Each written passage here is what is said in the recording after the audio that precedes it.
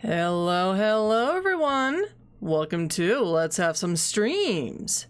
I am your host, Tara DeFox. Hello and welcome to all. Marin Hecka Leo, hello and welcome. And yes, Dusk, I am early. I can't sleep. I was thinking about maybe pushing it till 12, but I'm like, oh, that's just so early. That's just way too early. I'll try to fall back asleep, but I couldn't. So, I'm streaming now. Fuck it. I just don't care. I just don't care. Oh well.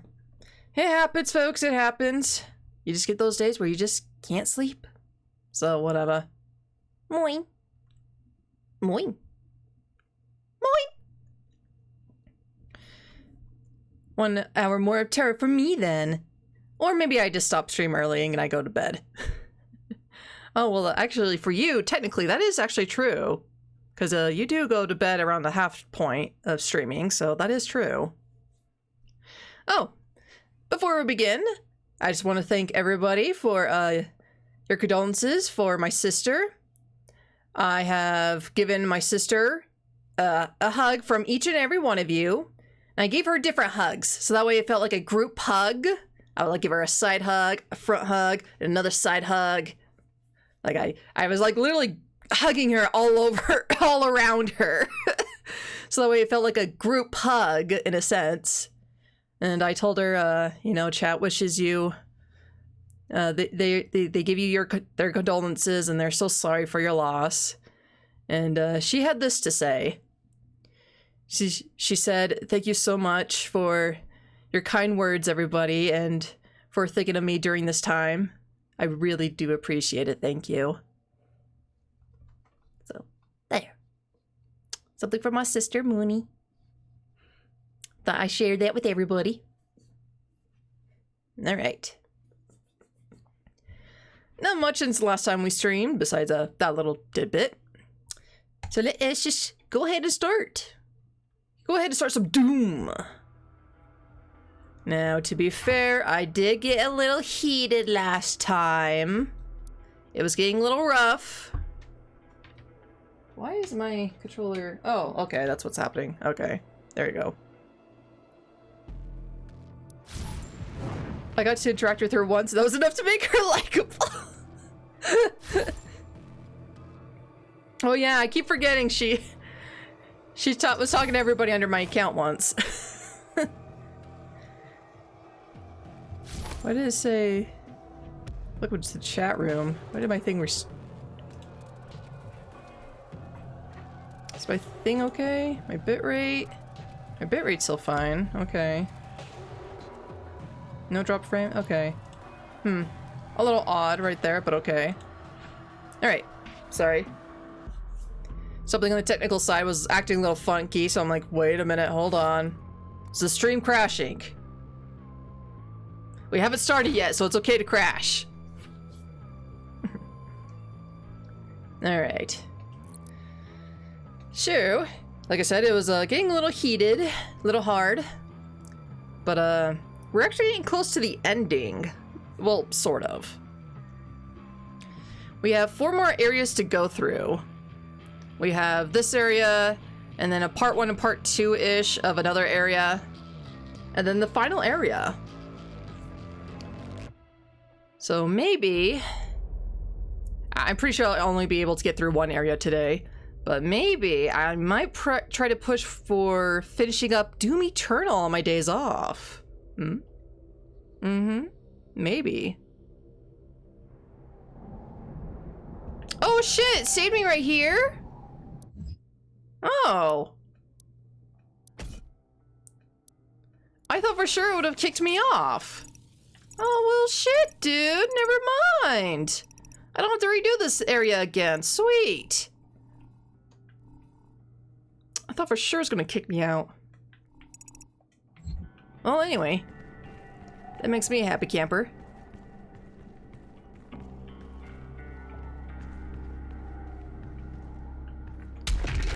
Punch. Punch, punch, punch. Punch. Well, I guess in that sense, touch.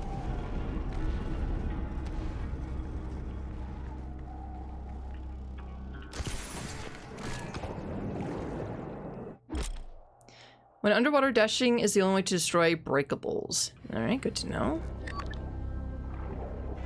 Let me up.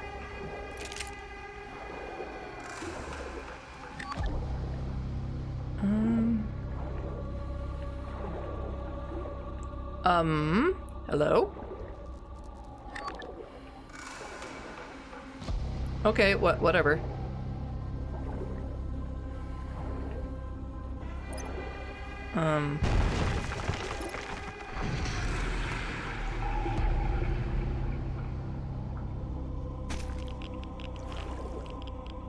Let me up, let me up.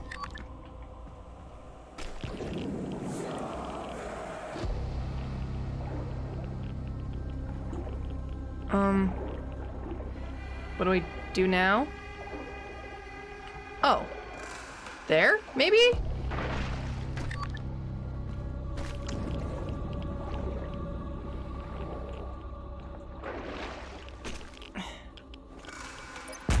Oh, thank God.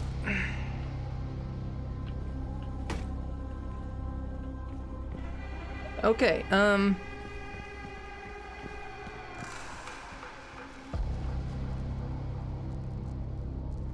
can I? What button was it? I think it's this one.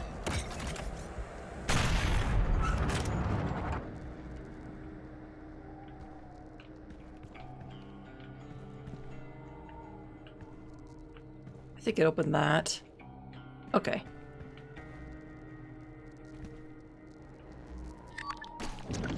Yes, it did. All right. We're about to near upon that. Good. Hmm? Oh, that's just a piece of thing.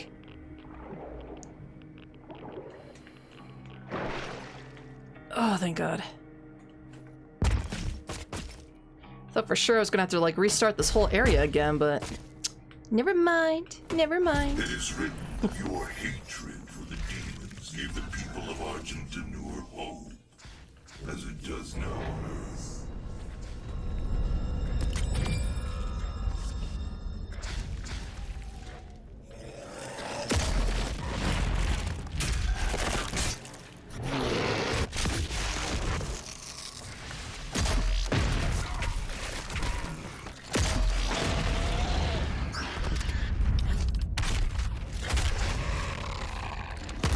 Go, and voila.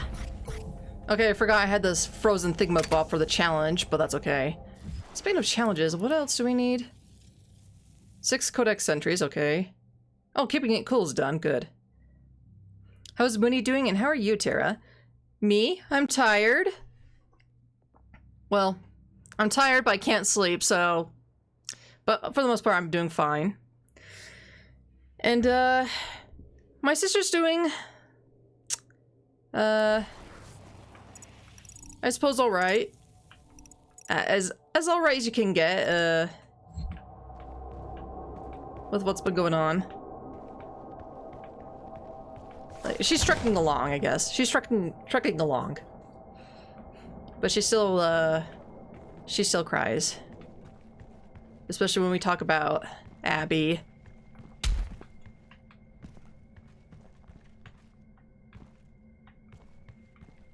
We talk about good things about Abby, but it still gets to her. Left too soon. Left too soon. I mean, I'm in the logical side of things. She was kind of an older cat. She's like 14. 13 or 14, so she's definitely old. It's just what sucks is that we got her when she was 9 years old. So it's just like, you left us too soon. Okay, I'm gonna leave that alone for now. Don't quite see. Oh, wait a minute.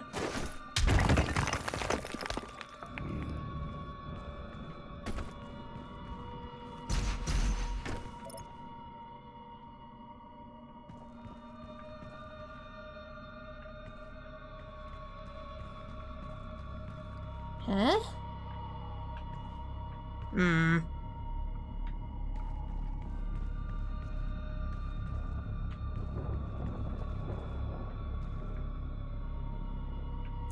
I want this. I want this really badly.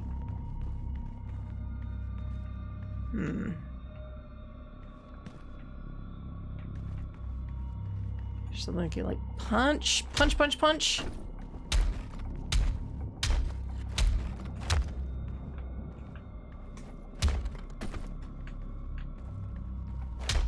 Punch your legs.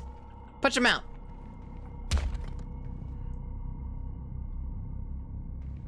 You know I want it. You know I need it.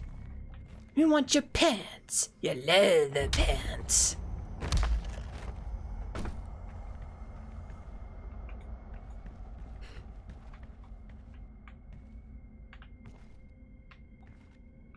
Alright, we'll move on for now.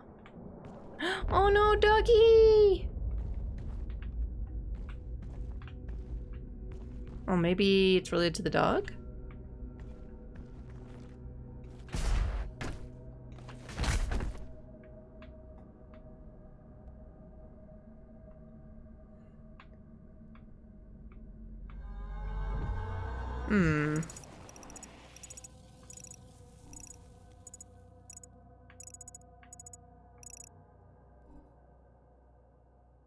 Looks like it's something from above.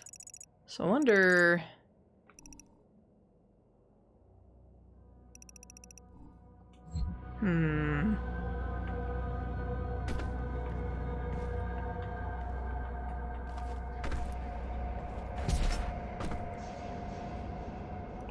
Wouldn't make too much sense, would it? Unless something else opened up.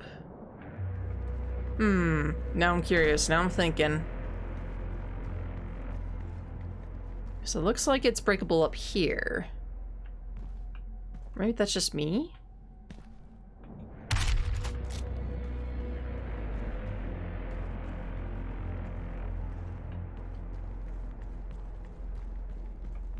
I mean, do we want to go back?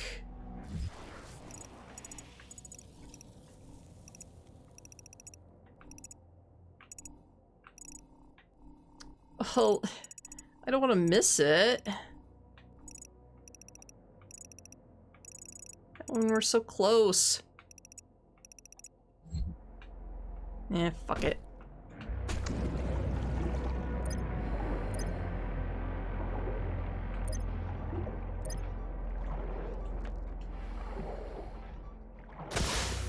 Get up!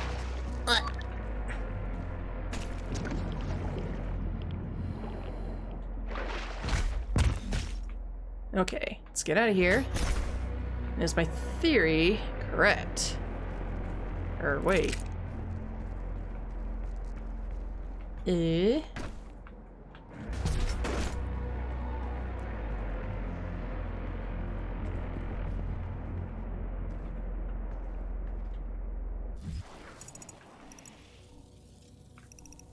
No, it can't be that. Okay. Because there's like a wall right there.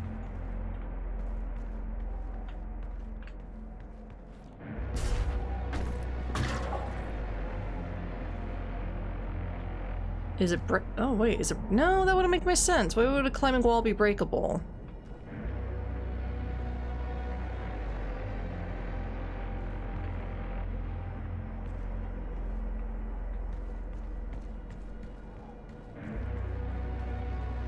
Huh.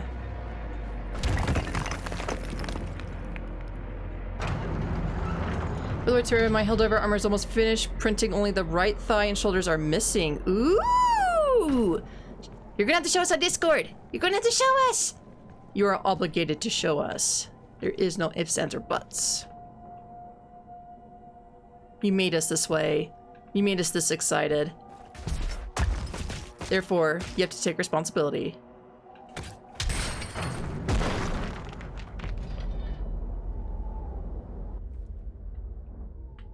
Okay.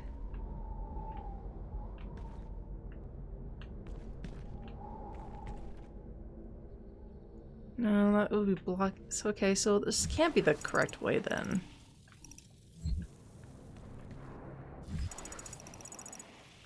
Okay, now I'm extra confused.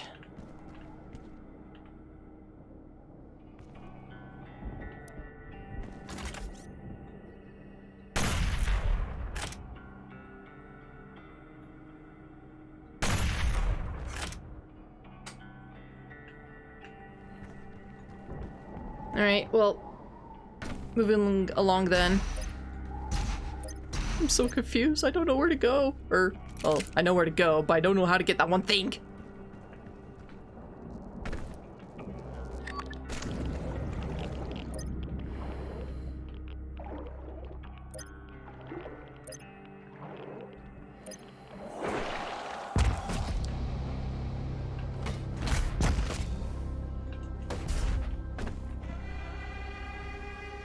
I am just searching like crazy and I see nothing. This one I think I might need a little bit of help on, or a hint. Which is a shame, I've been doing so good.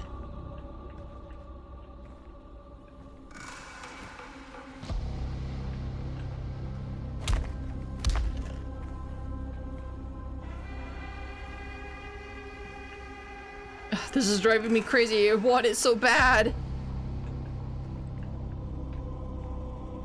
I just don't know what I'm missing.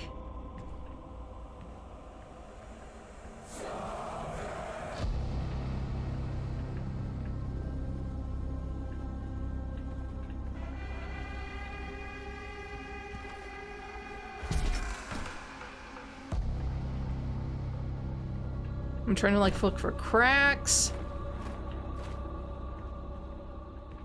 For green or like anything. So wait, what did this one do then? What did this one do? That's actually what's confusing me. What did that one do?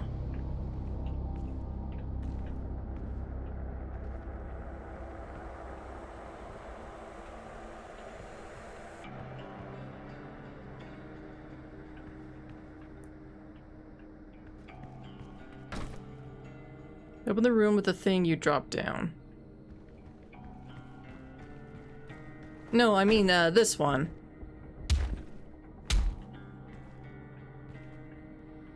The other button I push, it opened the thing so I can shoot that ton thing to drop down. But this one, did it show what it did?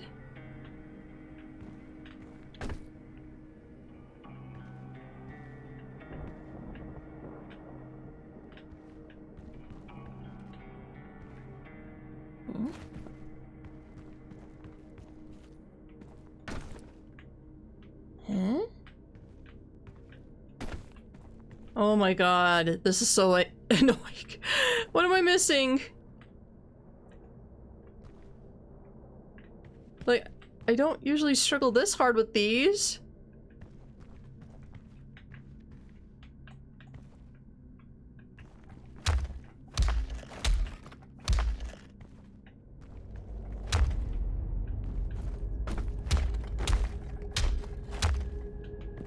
Like, usually just a little bit of looking around and you can find it, but I don't see what the hell you're supposed to do.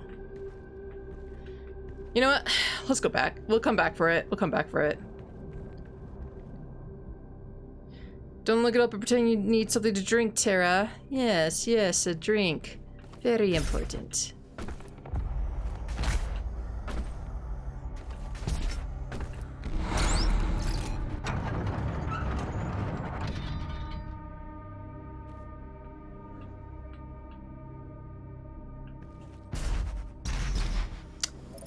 I see.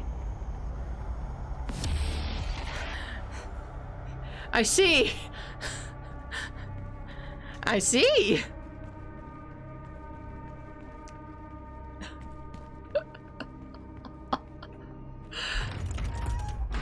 I see. I can hear the jaw dropping. Yeah, I can feel the jaw dropping. We must move. Quickly. There are those who would seek to stop this. I offer you a gift. Oh, you're the guy who gave me the rite of passage thingy about, that we're reading about last time? It will give you strength. And you Help weren't supposed on your to? Journey. I keep talking over him, sorry.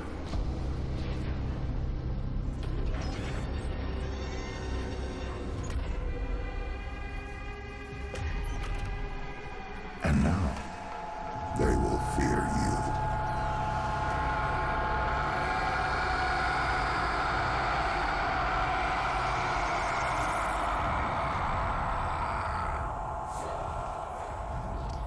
you. Okay, so last time we were reading about some dude who gave us like a rite of passage or something like that with this thing.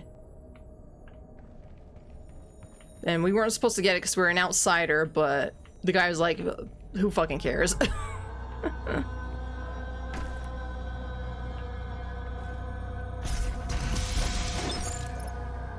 Extra life!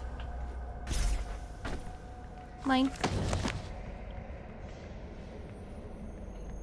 So I wonder if that was the guy. I'm assuming, because that would make a lot more sense if he did.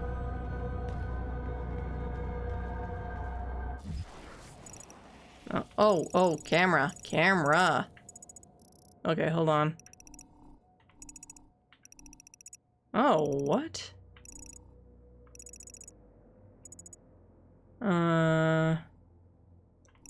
Oh, okay, I think I see.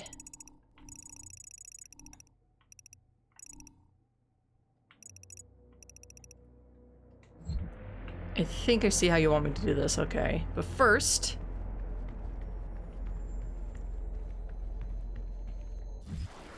I don't think I can get that, actually. I don't think it's gonna allow me. So that looks like it's behind a door. Okay, I think that's the case. Alright, moving on. Moving on.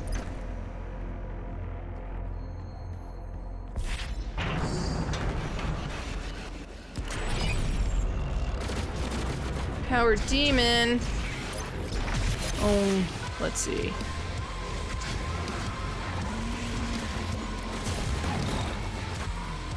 Okay, hold on. Oh my god, Jesus fucking Christ, dude!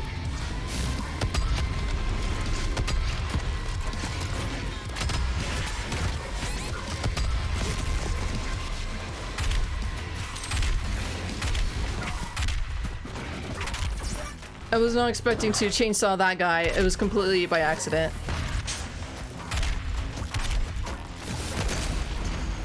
I don't know when I got low on health, but okay. Or ran out of shock rockets. God damn it.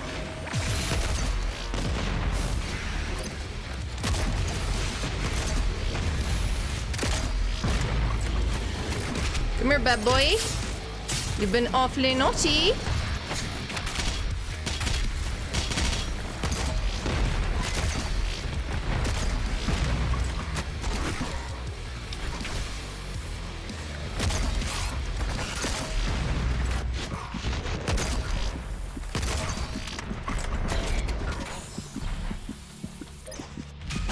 Come here, boy.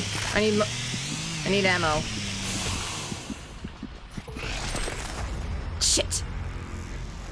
Yeah, I was afraid of that. Oh well.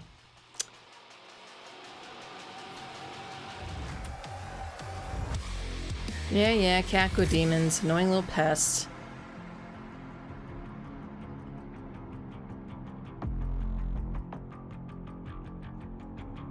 Okay, let's actually use this.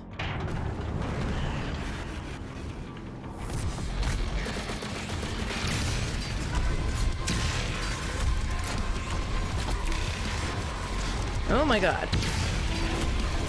Oh my god, 3 shots from the ballista? Oh my god. Kinda impressed.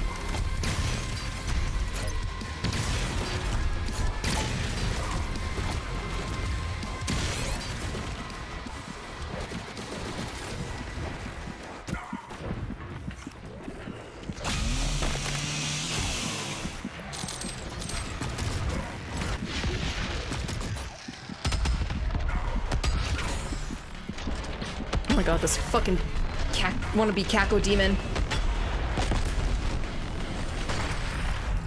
Not this stupid weapon! Oh my god, that wannabe stupid Kako thing. Actually, I should try to do the challenge.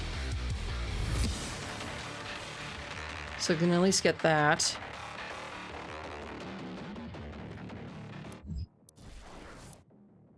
Painkiller. Ugh, it's such annoying.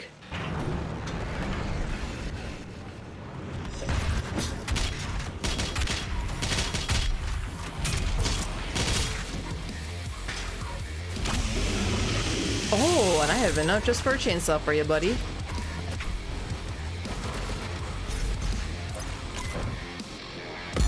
Ooh.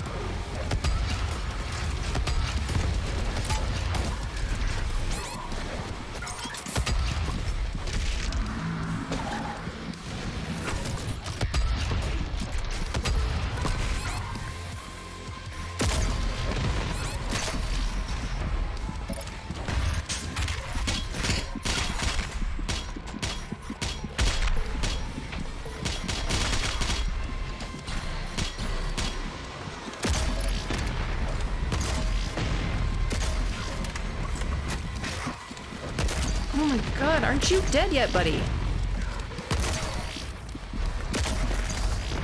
No, of course. I thought I killed that stupid thing. Ugh. I'm playing terribly.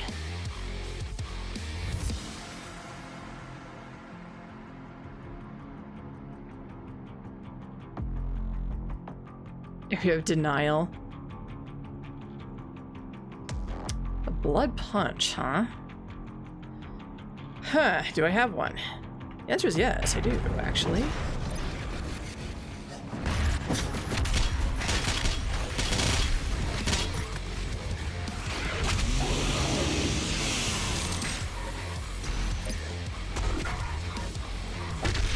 Fuck off.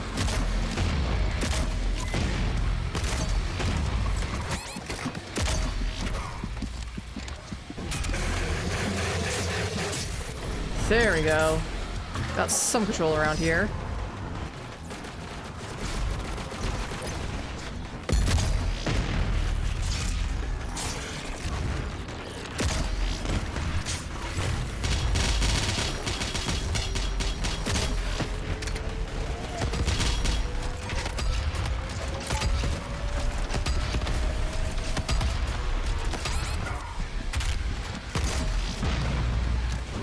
Come here, come here, come here!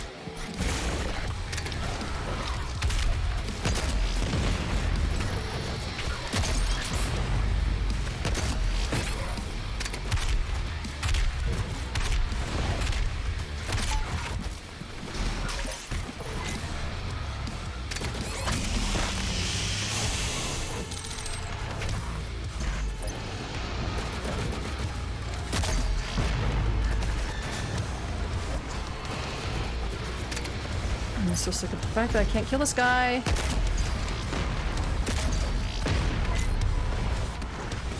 How many more hits do you need, buddy? Seriously. Fuck off! God!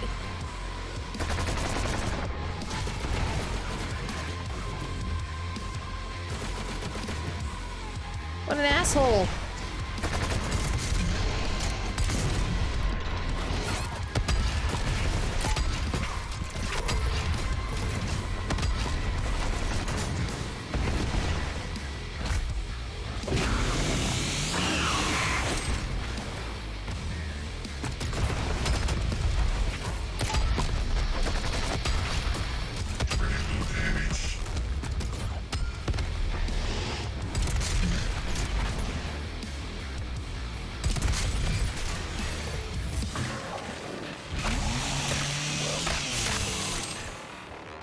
Ah, there we go. Oh, we didn't get the glory kill from that guy, but honestly, I think it's better to just leave it.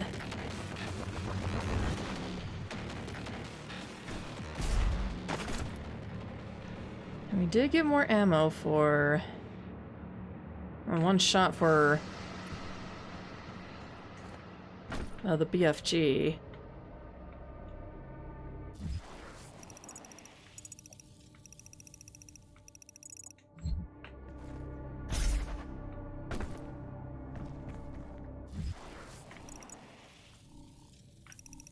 Ah, map.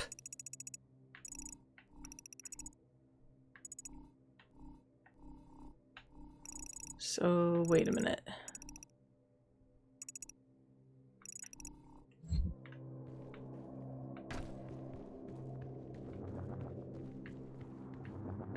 Hmm?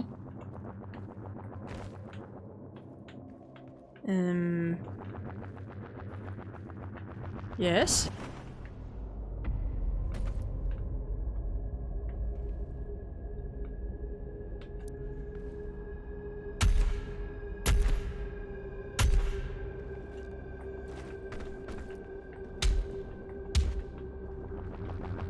How do I do this again?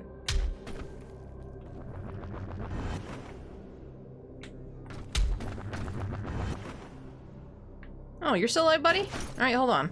Let me get ya. Let me snipe ya. There you go.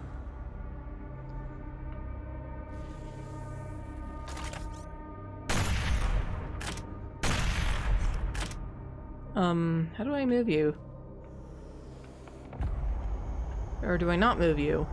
I feel like I'm supposed to move you, though.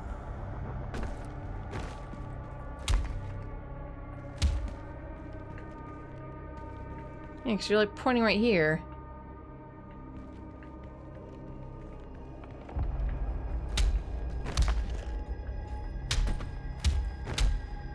How do I move him again?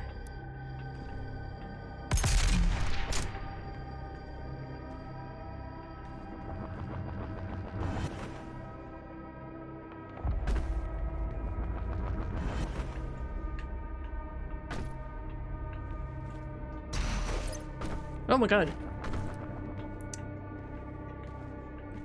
Okay, am I doing something wrong? Okay, you guys gotta be the answer, right?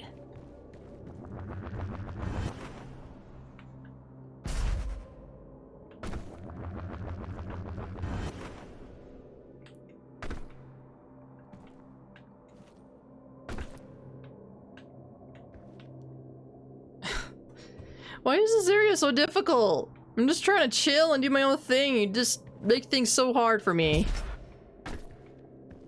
Oh, well, gee.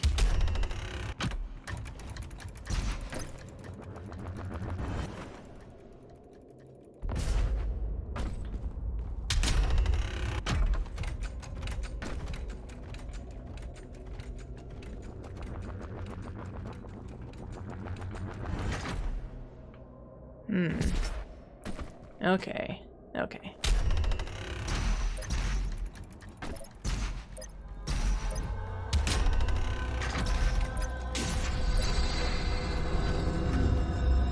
Haha! I knew it! I knew it all along! I knew they were the key. Oh, you know what would be cool right here?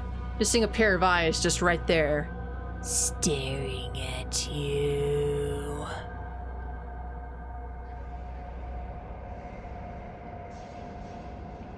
But alas, there is none.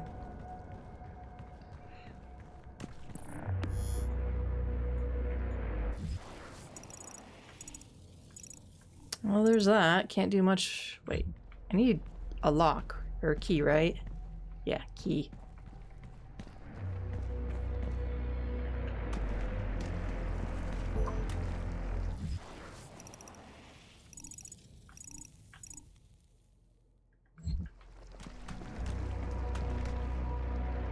Looks like I can only get it from the other side. Fair enough. Okay, okay, I can work with that. Oh, what is this?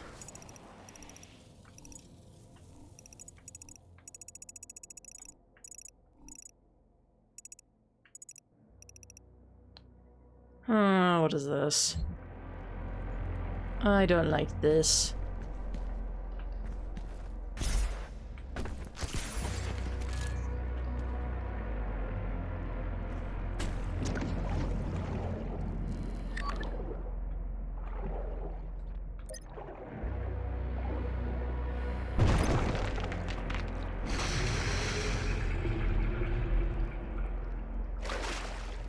Oh.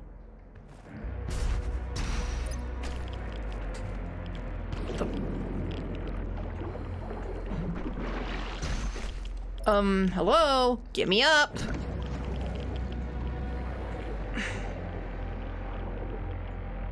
Well, shit.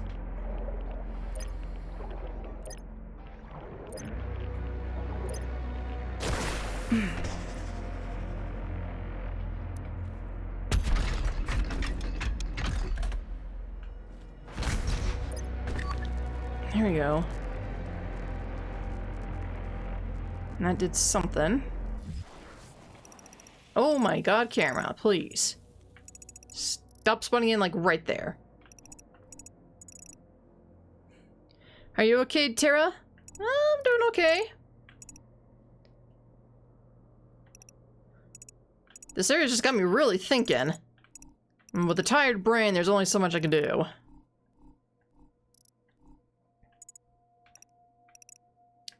Okay, and then we got... Okay, I think I see. Okay.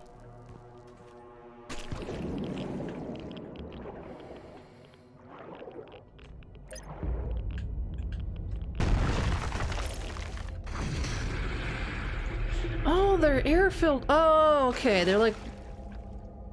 water course thingies. Water dispensers.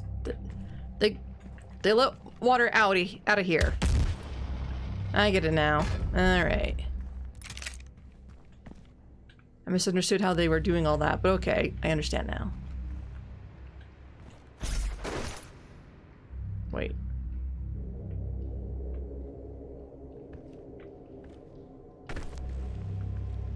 Huh? Eh.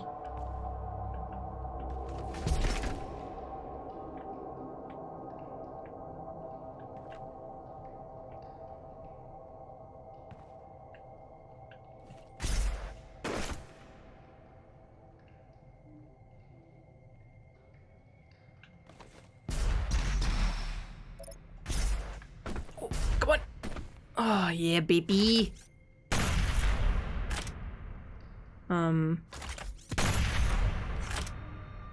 Hello?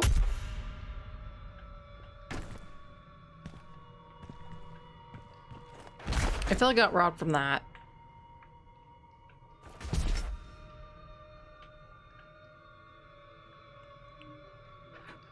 Crouch? I don't have a crouch in this one for some reason.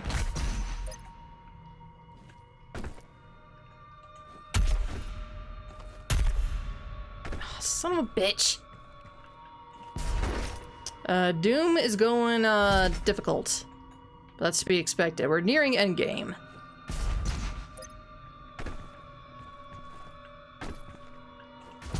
I don't even know what this does, and I don't know if it's even worth my time. I don't think it is, but I want to do it. Okay.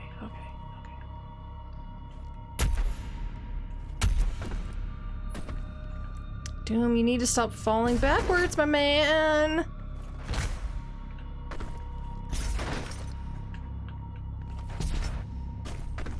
Okay, come on now.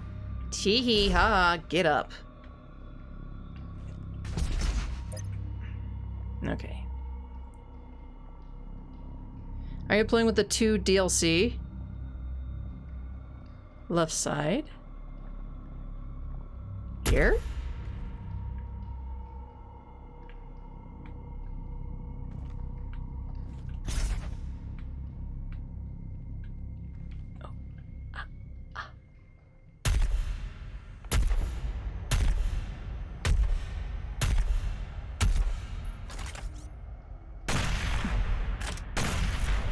That's so bullshit.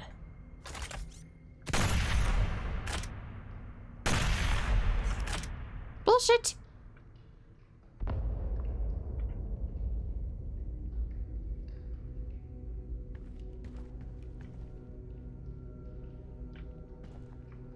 Oh, do you mean that one? Oh, well. Didn't I already go in there? I thought I did.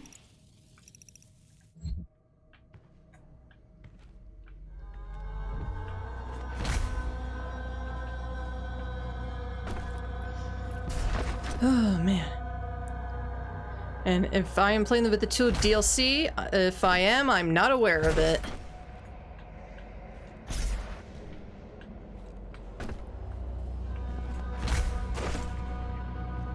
Yeah, this opened up the filter for that thing. Okay.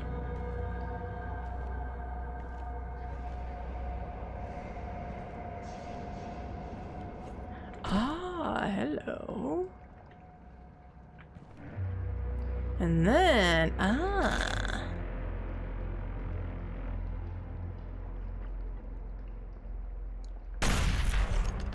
okay, kind of bullshit, not gonna lie, but you know what? Whatever.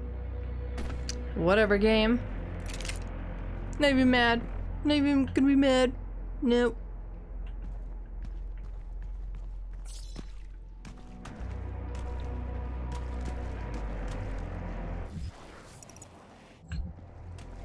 Nope, just not gonna be mad. It's gonna be cool. Everything's gonna be cool. I'll leave that alone for now. Cause this.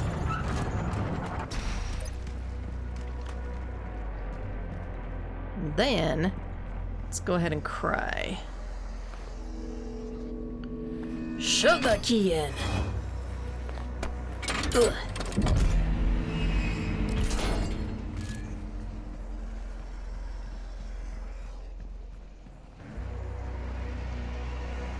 Okay, what do we got?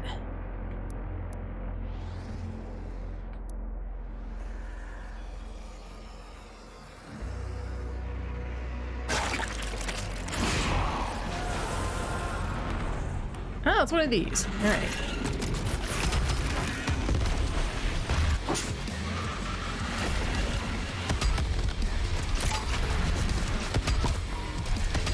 You fuck up and die, please. Thank you.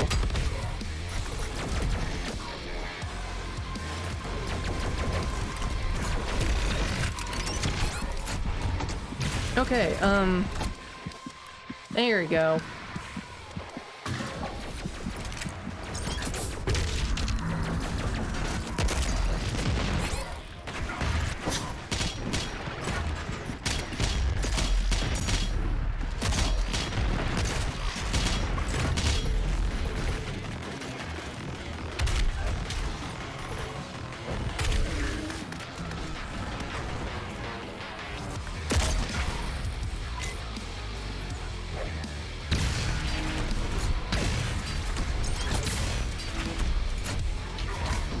Come here, baby!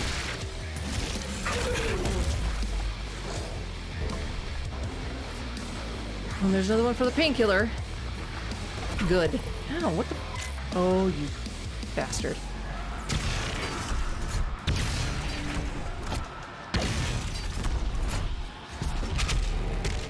I don't know if that counts. It's not a different glory kill. Nope. Fuck.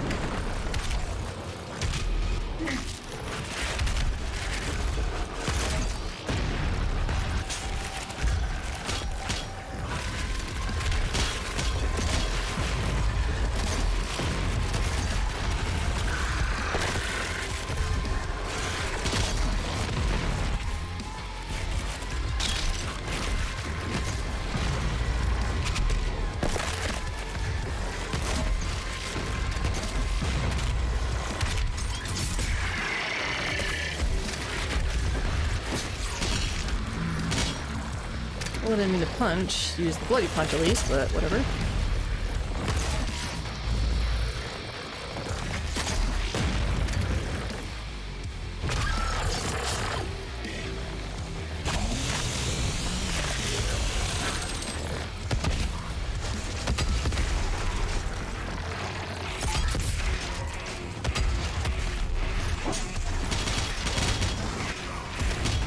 Oh my god.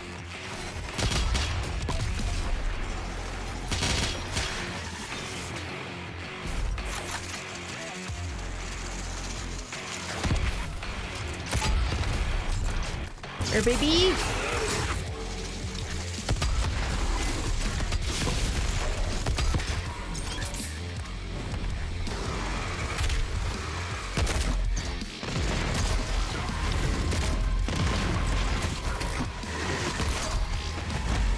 Oh, come on, come on, come on, come on.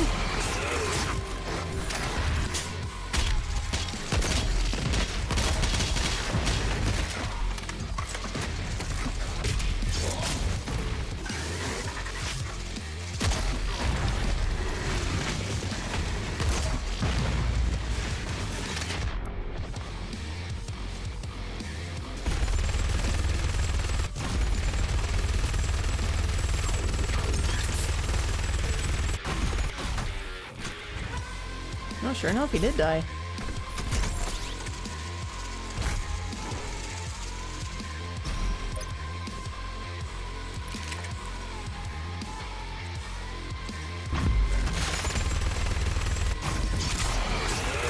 Voila! Except that's not it.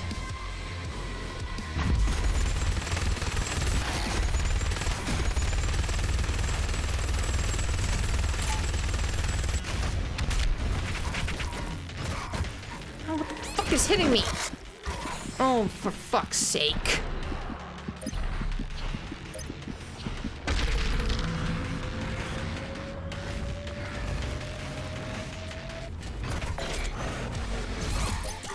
Nope. Oh my god, please. Somebody can chop up to smithereens, please?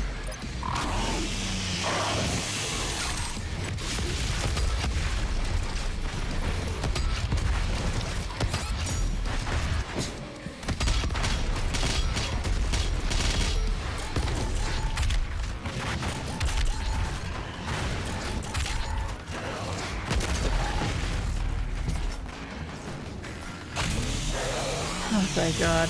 Come here, come here, come here.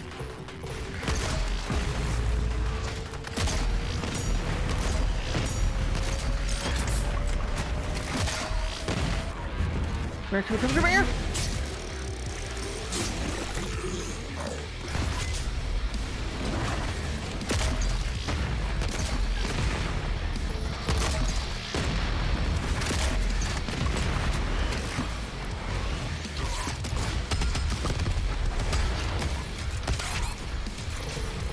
Oh, thank God. You're dead. Good.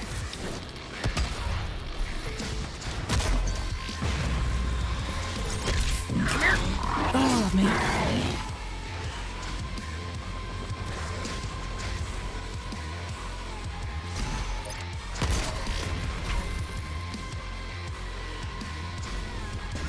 Where's your friends? Let's go play. I can handle you guys. You guys are a little bit nicer to handle.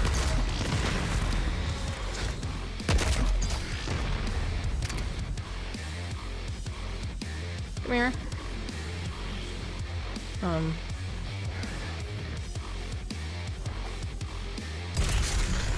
There we go.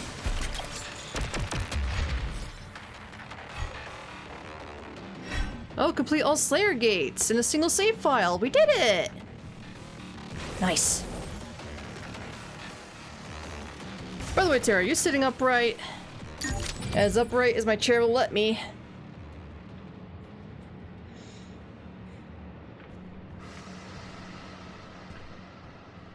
Alright, well, all these gates are done and taken care of. Sweet. The thing left to do is just get the third painkiller. But I don't know what the first glory kill was like, and the second one... that's just circumstance at that point.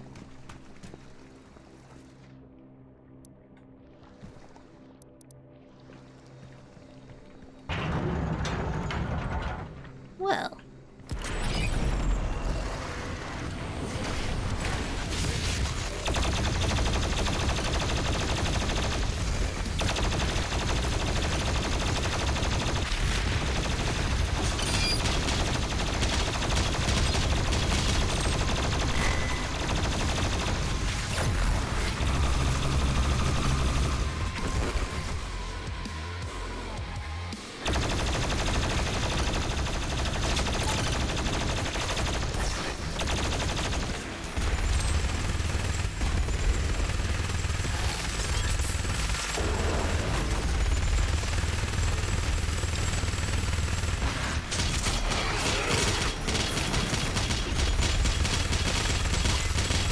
god, I'm just slaughtering them all right here.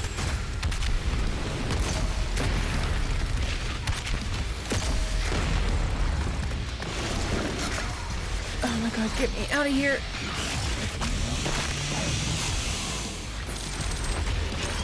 Is there some? Oh my god, something's summoning them.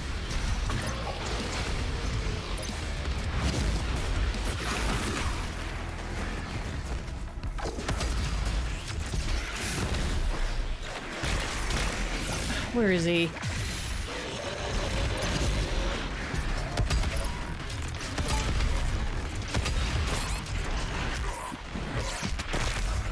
Wow, I could not even switch to my BFG.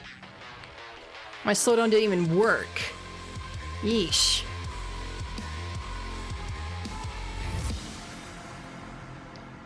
Ugh. We started off so good too, right there. What a bummer. Ugh.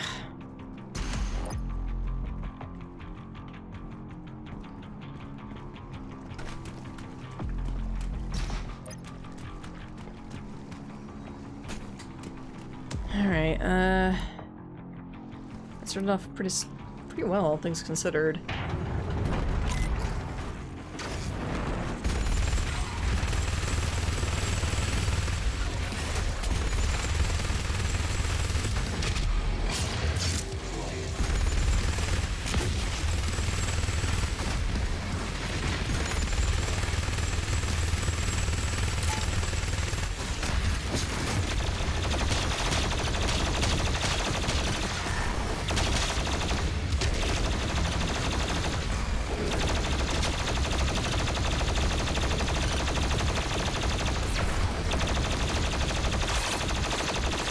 You!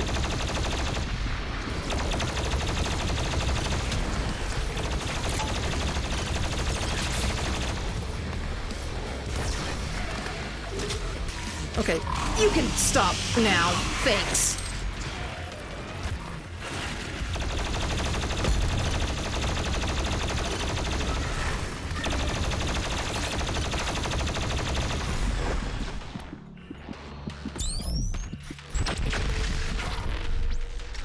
Fuck off, you piece of horse shit.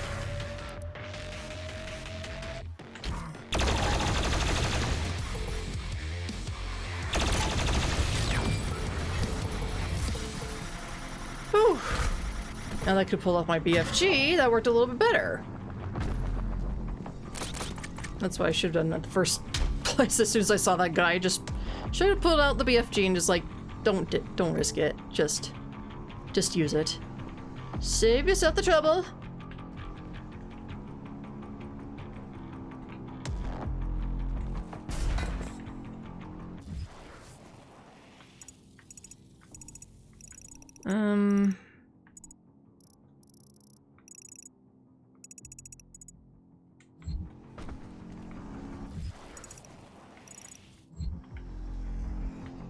All right, so what do we do to open you? Wait. So you're one of those. Oh, I wonder. Okay, I think I see. Yeah, I'm gonna leave that alone.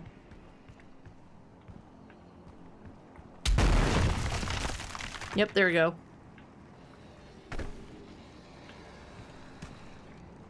Oh, dude!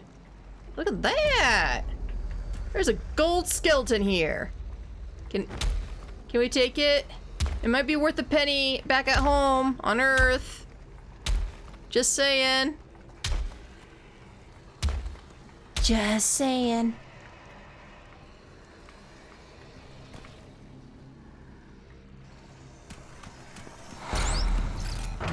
First off, give me that before that fucks me up. Looks demonic somehow. It kind of does. It does have fangs on it. So there's probably some demon skeleton, but whatever.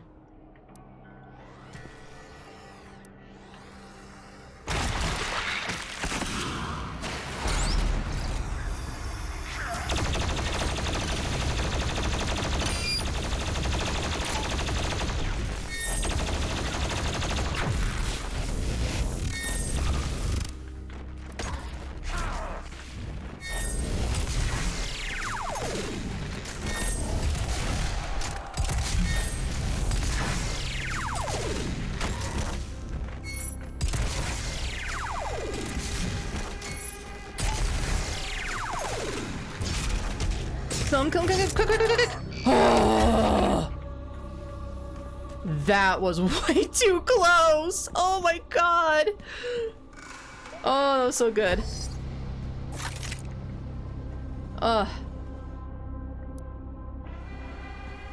Whew.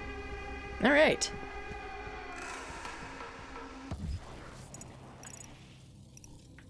And we really haven't... Well, we haven't reached that point, so no worries. Then we're moving up. Moving up in the world, that's nice.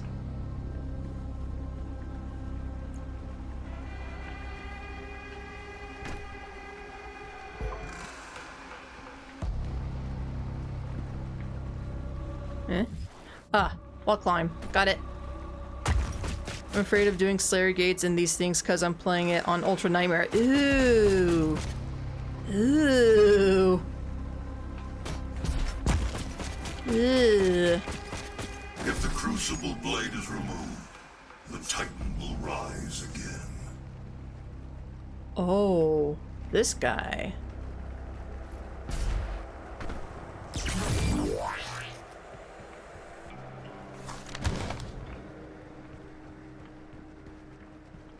God, we're getting so many papers, and I'm gonna get lost of what we're supposed to do.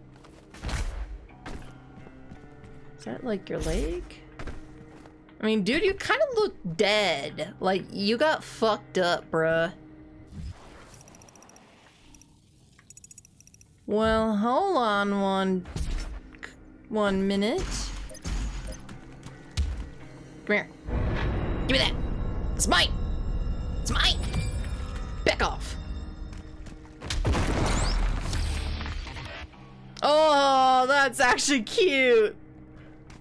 Oh, they are called the Marauders. Okay, I thought I was mistaken in them with something else by calling them the Marauders, but no, they are actually called the Marauders. But their toy size is actually really cute, I'm not gonna lie.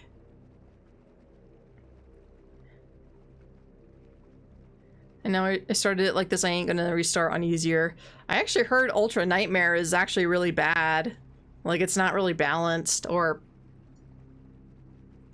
Well, it's just very difficult. It's probably the best way to describe it. So I've heard. And... The difficulty I am never gonna touch, so I don't care.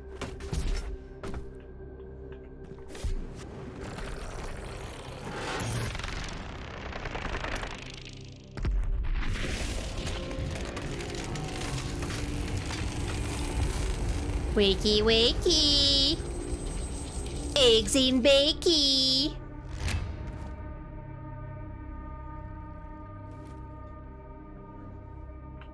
Your vault should contain what you need.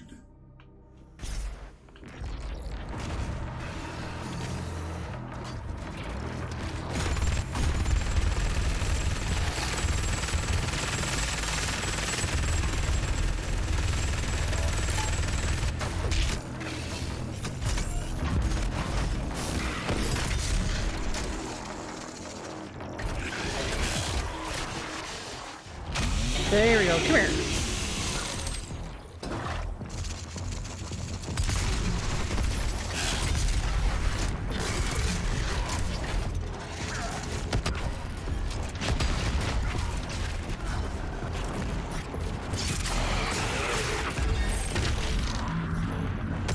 Oh god, not you fucking again. Get out of here, dude. Nobody wants to see you, no one wants to deal with you. Fuck off. Ow.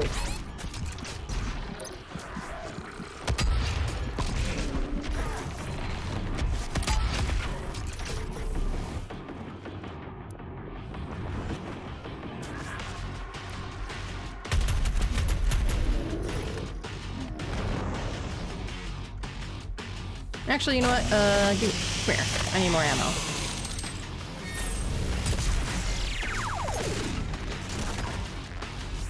Okay, not fair.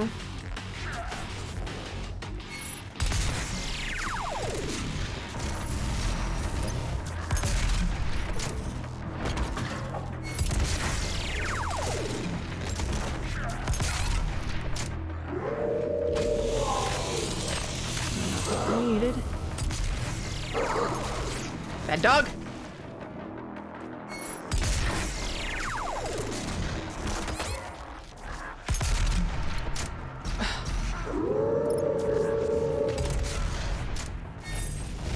Here, come here, come here. I need health. Oh, thank God. Oh, come here. Well, I started it now. I have to commit. Oh, good luck. I do not envy you. In fact, I feel sorry for you. That is what you've done to yourself. But you know what? Let me know if you actually do it. Like, you beat the whole entire Doom game in Ultra Nightmare, and you're able to do it. Like, I'm actually legit curious if that it's even possible. Okay, I didn't think that was anything, but I had to make sure.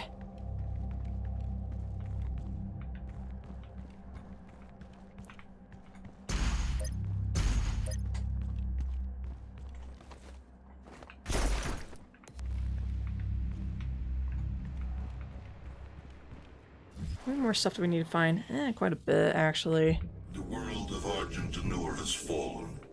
Divided, the demonic energy flows now to the south, and the society you once knew has been replaced by a corrupted world under Maker rule. It did not need to end this way. Although things didn't need to end this way, but look what happened, huh? And it all started because you had to bring that thing back to Earth, and then Ark, or whoever, decided to go join Hell for power or whatever, and then all this happened. You know what? So shut up, Samuel. Shut up, Robo Daddy. Just shut the fuck up.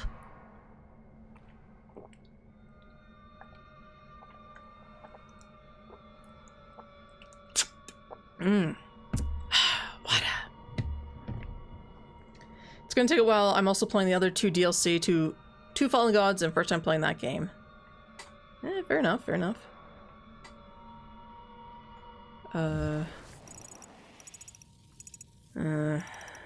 Okay. It's right there, it's the correct way.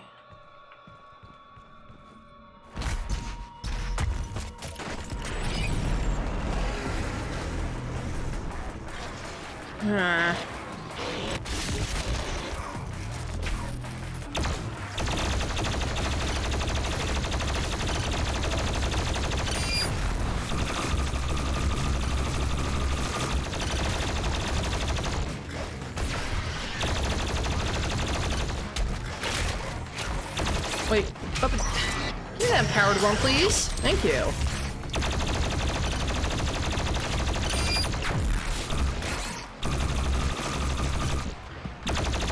Fucking pinkies.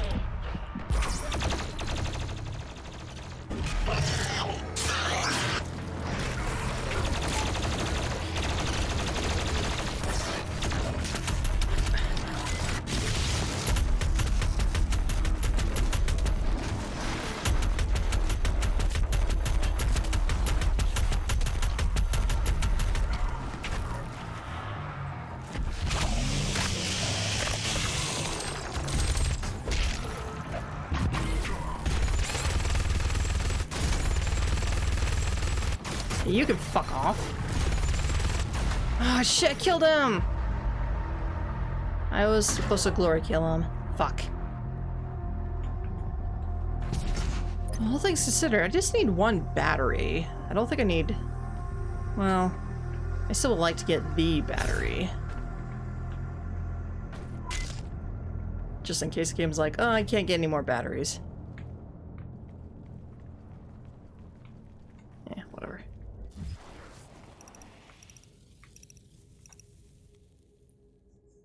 One, two, three, four, five, 6, 7, 8, 9.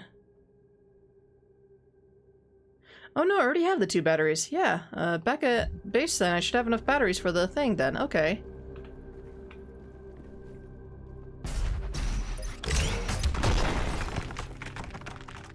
Give me that! I need all the health I can get.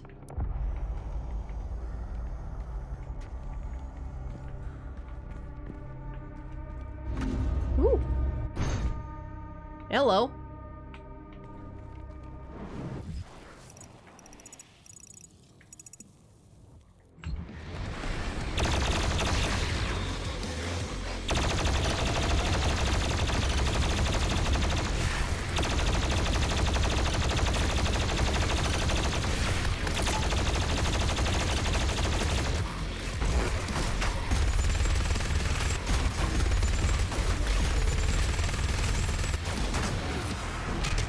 No, same thing. God damn it. Why is it different glory kills? Oh wait, that counts? Alright, well, whatever. You know what? Whatever.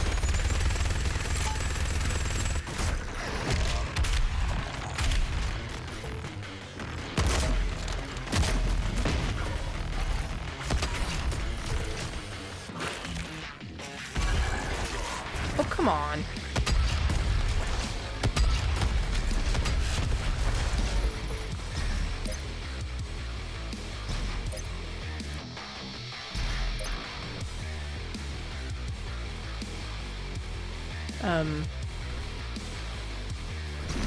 Oh, hi, buddy.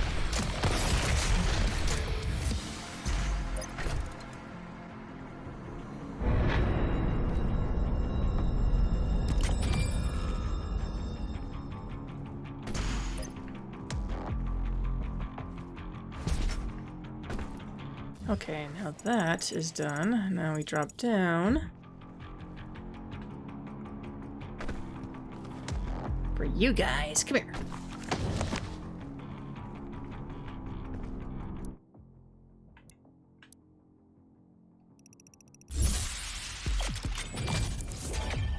Oh, health probably would have been a good idea too. Whatever.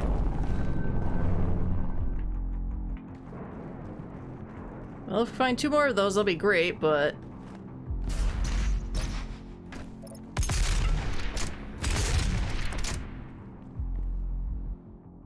I should have chainsawed that guy. What do you think, Wolfie? Should I have chainsawed that guy? I think I should have. Oh, great. What is this?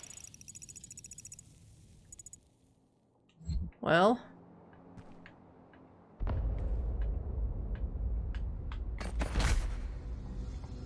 Wow, my jump didn't work. Okay. Don't know why my jump did not want to work, but okay.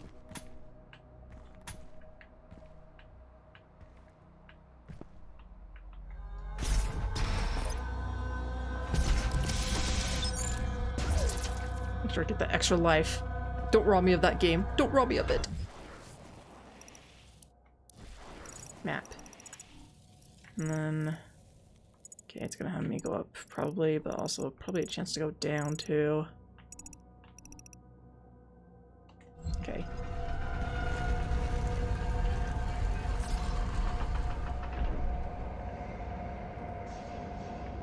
Checkpoint has been reached. Good. That's a good sign.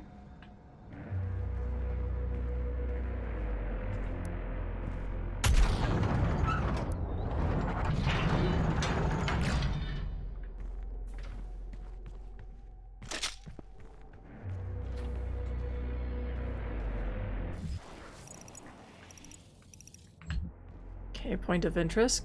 Okay. Oh. Hello. Who would you rob? Who would you ever dare to do that beside me?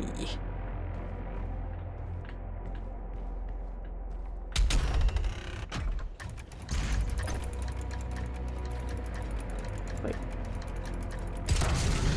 What? Ah, okay.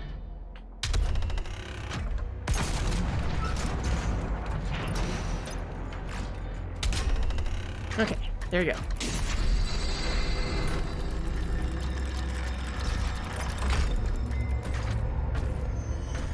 Ah, great.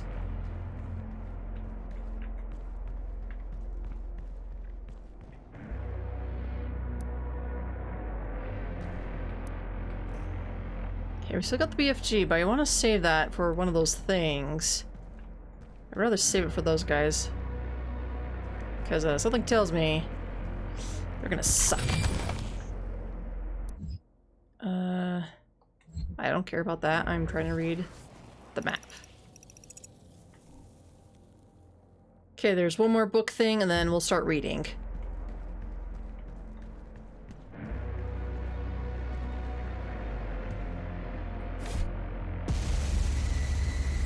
Ooh, pretty penny.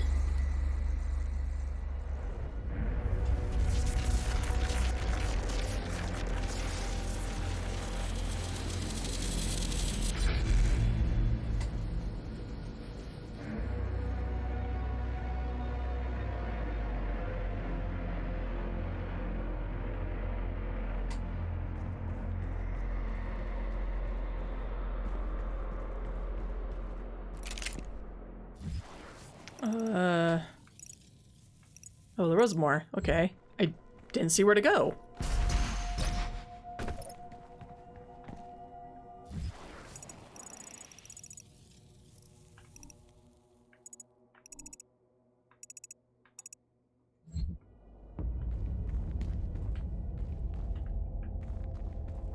Okay. So how do you want me to go up, game?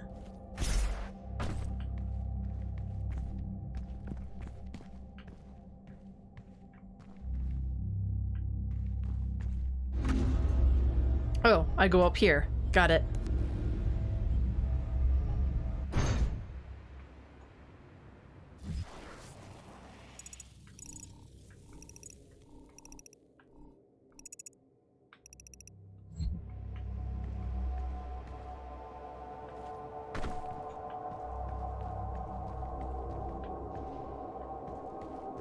Yeah, let's leave that alone for a hot minute.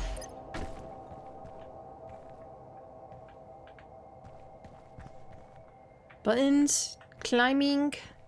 What do we got? I see a big fat button. Or skull, sort of, but whatever.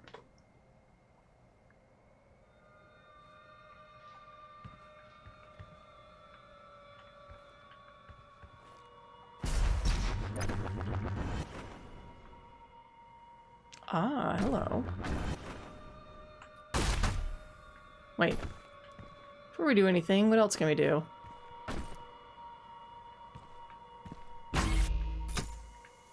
Aha! I see.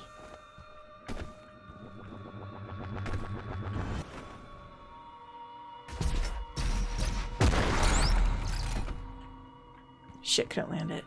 Alright, hold on. We can land it.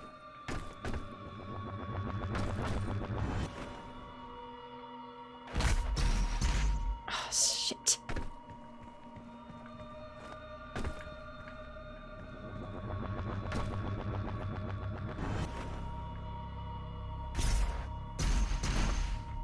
Ah, too slow.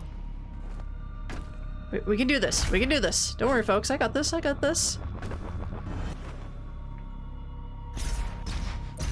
Ah, stupid thing! Stop blocking me! That one was not my fault. I was just, Oh, come on, Doom. You can reach that. Doom guy's just being lazy now. There we go. Whoa. Rage.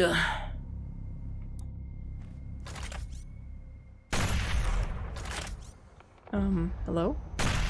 Oh no, that's not right.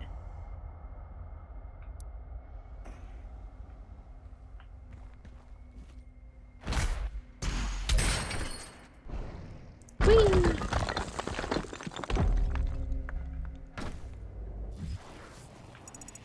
Okay, so we got that.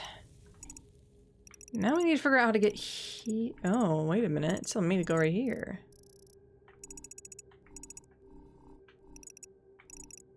Oh, then Oh, I see. I gotcha.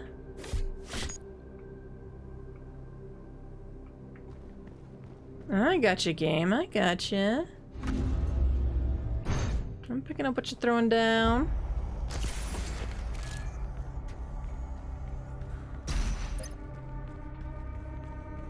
Hey buddy, how's it going? Man, all these coins you guys have been giving me, thank you so much. Appreciate ya. Appreciate everything you do. Appreciate everything you do. Trust me, I'm showing all the appreciation I can give. This is how Doom Guy shows his appreciation.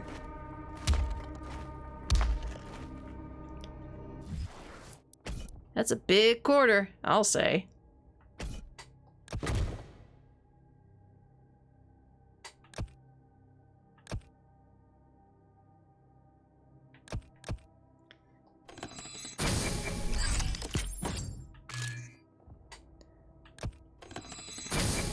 Since I'm in the cooling phase, might as well.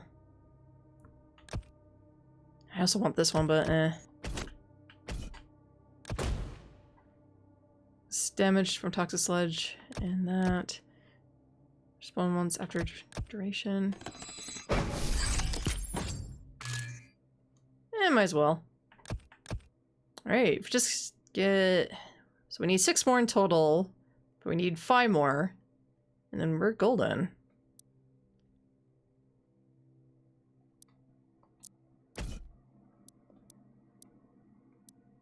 Oh, wait, no. What was it?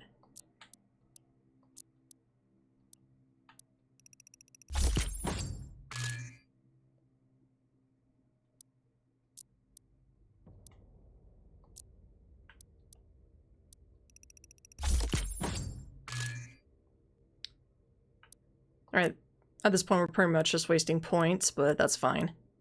I'm not too worried about it. The guy's probably like, don't spend it all in one place, Kappa. He doesn't know Doom Guy. Doom Guy spends it on whatever the hell he wants. Oh, shit.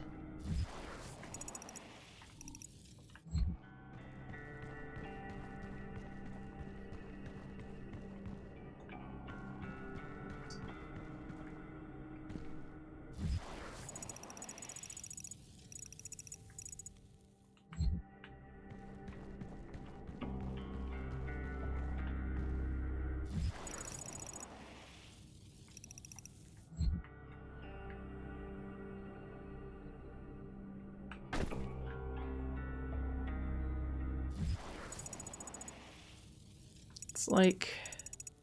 There's something right there, but I can't quite see it from right here.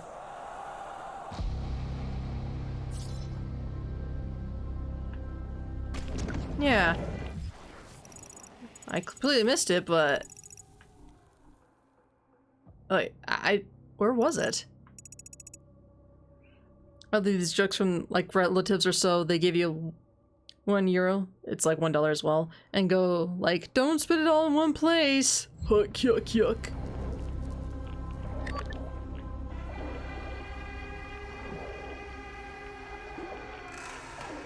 Yeah, anyway, shit, I should not be dawdling.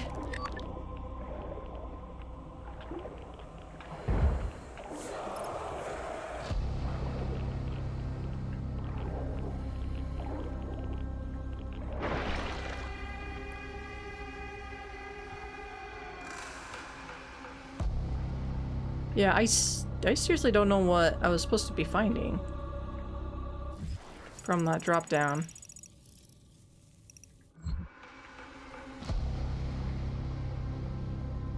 Maybe like that or something? Not too sure.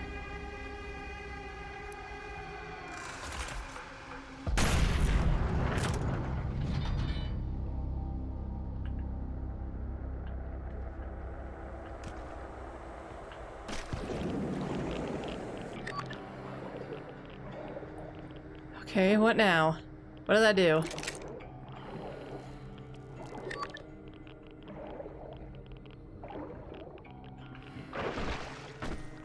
Hmm?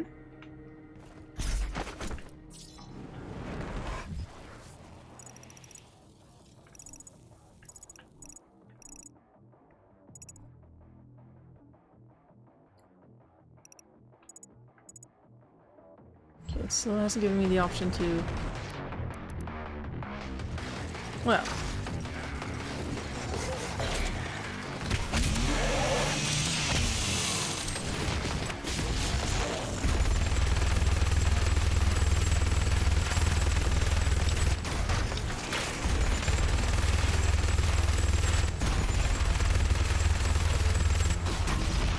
I'm stuck.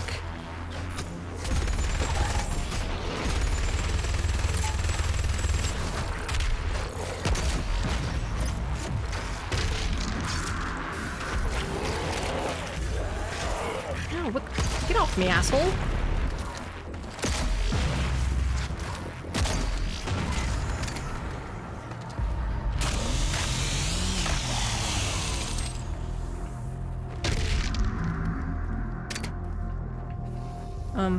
No. Stay down. Don't want to deal with your ass. You stinky ass. I'm sick of it. We're all sick of it at this point.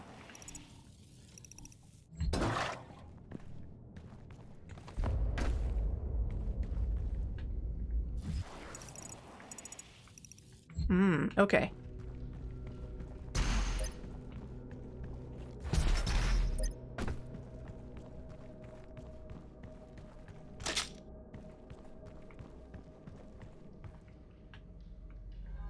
Oh, what?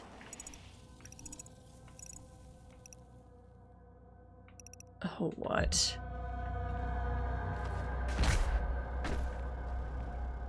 Why do you do this to me, game?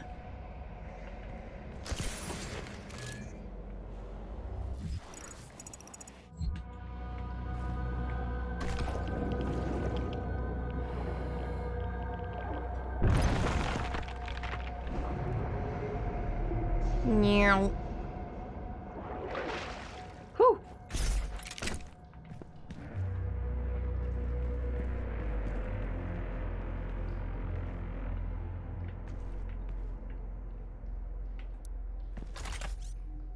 Ah, this. I was about to hit this crystal thingamabob. I'm like, wait a minute.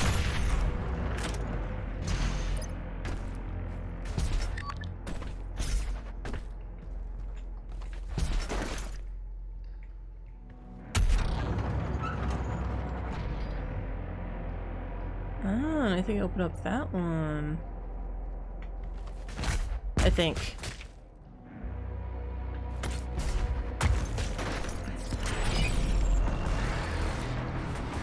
Ah, great.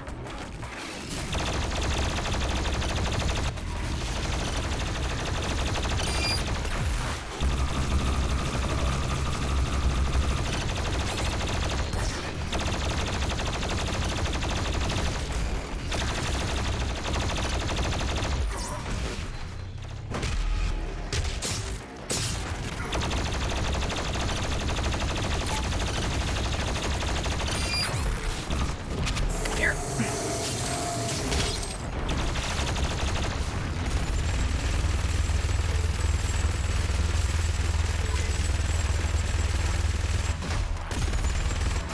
Them all down.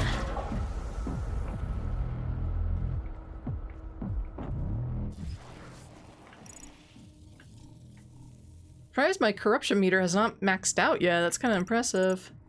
Oh, I wonder if it's because of that. Probably right. Probably. Fefmir, hello and welcome. Oh, I see you did the Lost Slayer gate. Good job. Thank you. Thank you. Oh. Hey. Get your ass back down there. Seriously? Look at his ass. Look, it looked really stinky. God. Like I keep telling you folks, we don't want to deal with a stinky ass. Okay. So that was all the stories.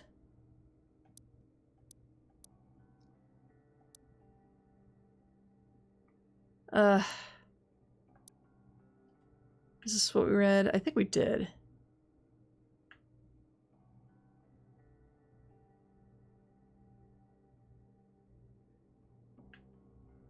Care enough for Paula.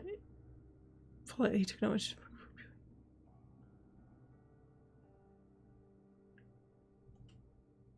Yeah, I think we read this one. Or maybe not. I don't know. Was it just this one, 2, 3, 4? I think we might have had other stories too that we picked up on. Still haven't found anything for this.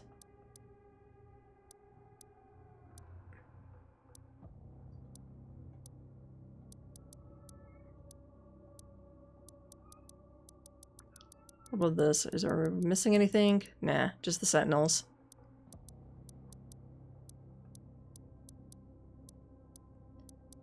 Are we still missing so much of Story of Hell?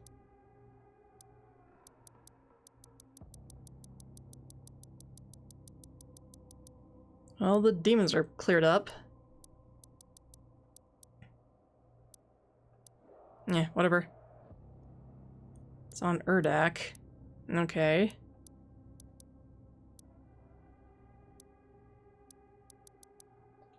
Alright. And we won't bother with reading all that crap. I feel like we get the gist of it at this point. Some of it feels like it's repetitive with the story. It's level before last one on. Oh, okay.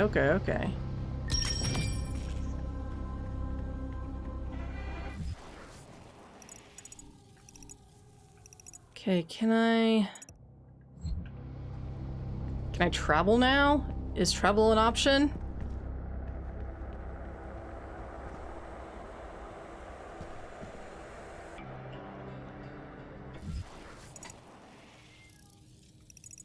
I still gotta get that. Okay, seriously, why isn't a travel an option?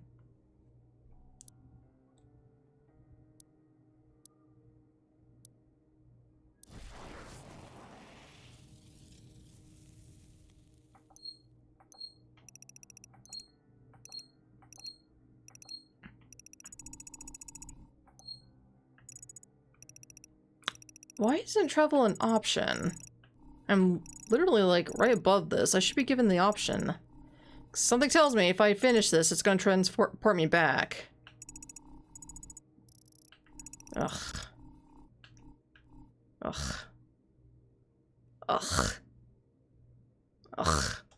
Whatever. We're doing terrible on everything.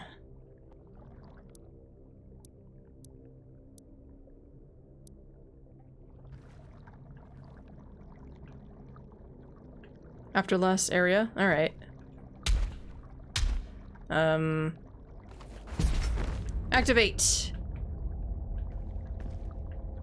Go! I'm standing in lava. What do you want from me?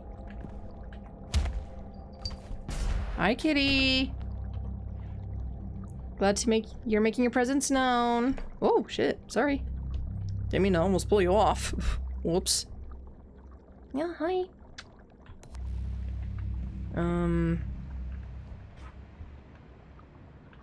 Okay, am I missing something?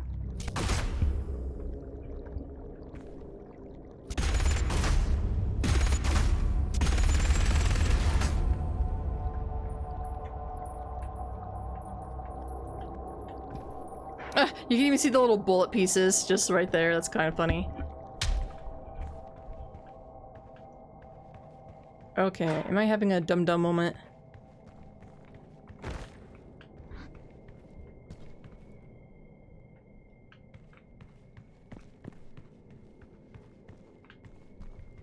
Just stand by side? Okay. Ah! I didn't even see that option.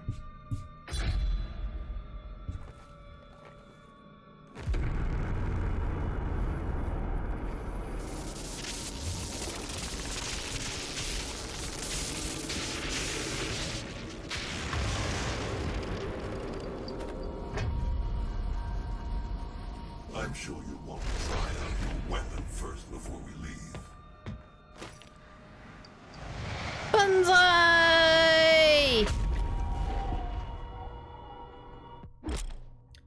The crucible is a melee weapon of extraordinary power. Press that to unsheath, then press CR to cleave demons. I'm so glad my cat's in my way. Yeah, I'm so glad a pretty kitty's in my way. Each demon costs 1 pip. Oh, come on. Plunge the crucible's energy with crucible pills found in the world.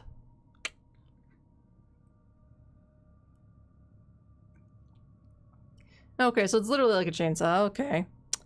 Bummer. Bummer, kitty. Bummer.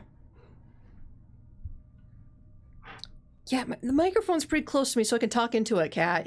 You can't go in front of it. Okay. Hey. Don't smack me. Don't smack me.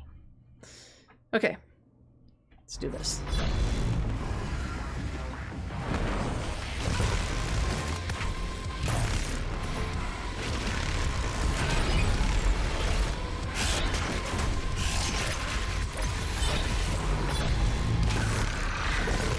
Oh, I can even get a tower demon. Sweet! Ball.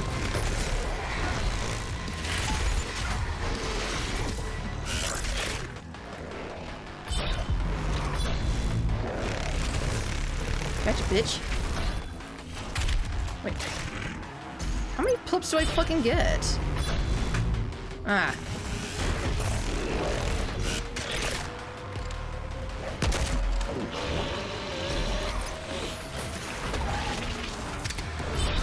Not much, apparently. Okay. Oh, there's an empowered dude. Where's the empowered dude? Where is he? Where is he? Fuck off.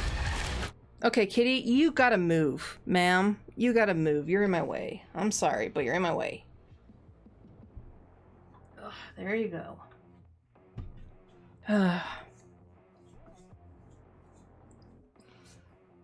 Femfare, it's okay.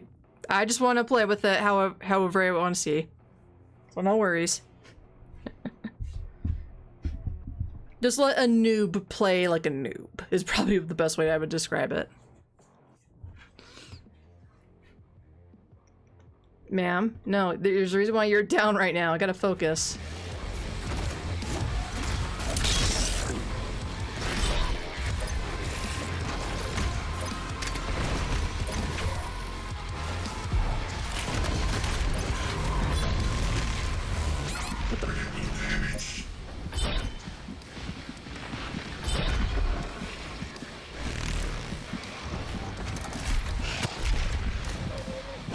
Come here, I need your help.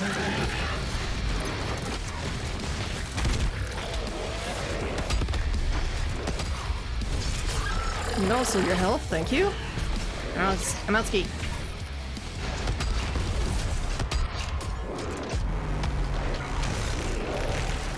Hey, can I get you? Yes, I can. You can get the fuck out of here.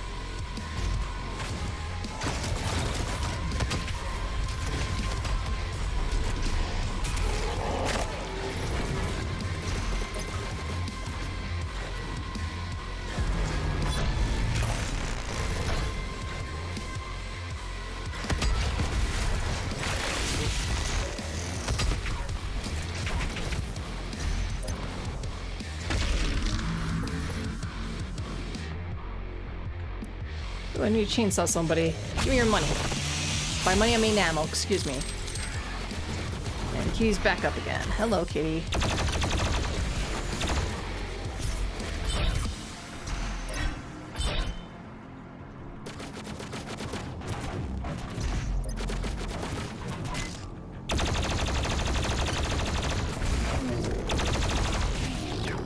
Ooh. Ooh. I'm just saying, like, kill insta-kill archive, and it's so much better to have it now fast travel. Ah, sure enough, there is fast travel. Thank you.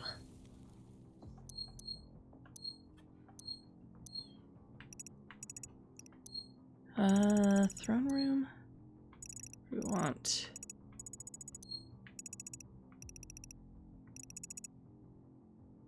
Yes. Now Kitty's mad at me for trying to get her out of here.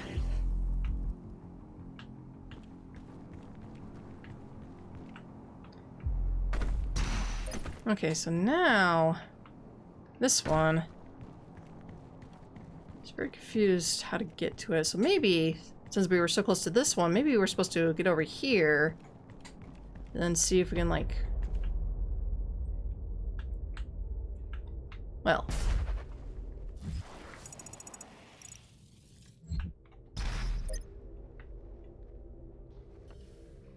I legit cannot see what the fuck it wants me to get.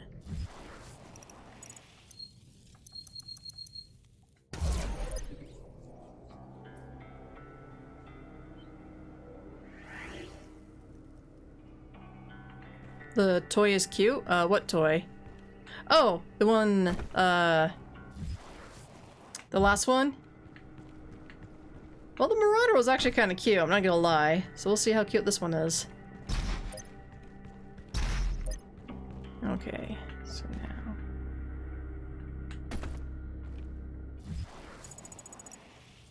now... Okay.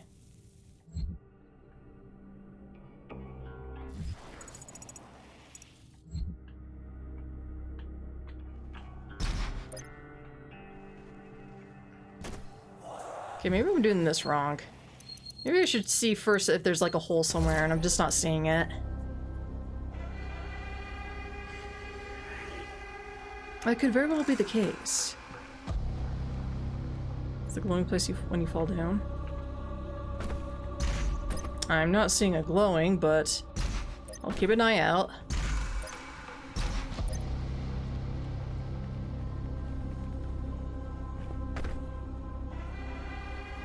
Okay.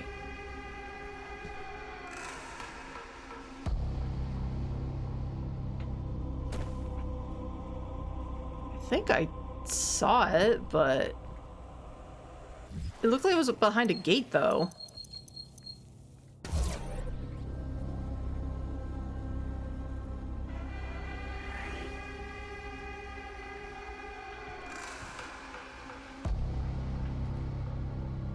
You can't tippy?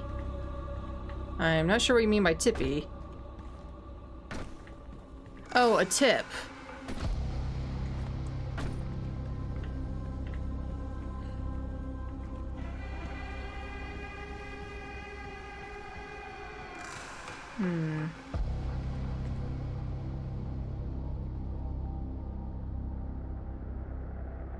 Typey? I don't know.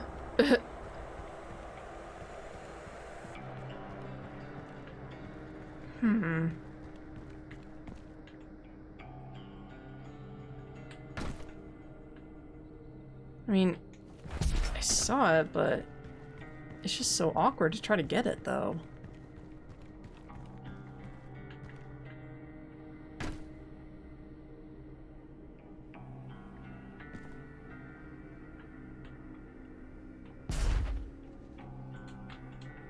Ah, wait.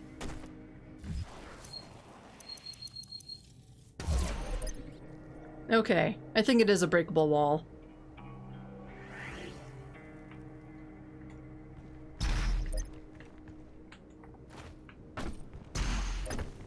It's just gonna be very awkward to get, that is for sure. But doable, yes.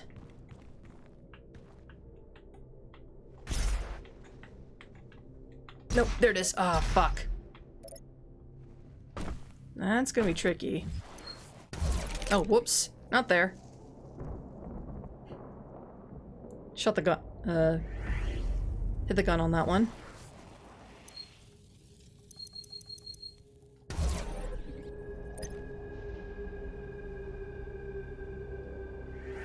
This just seems very clunky to try to get this one, which is kind of weird.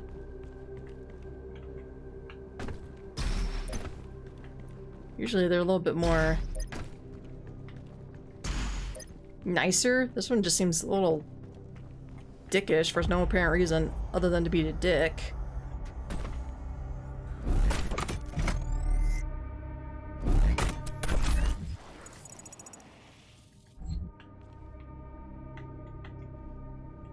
Oh, come on. I hit the jump.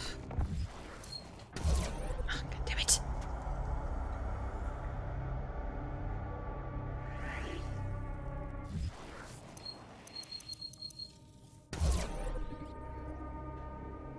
We ain't leaving until I get this damn thing.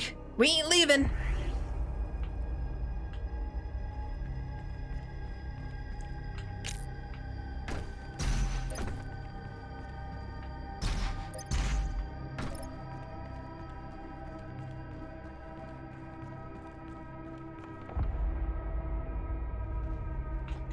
Oh, come on.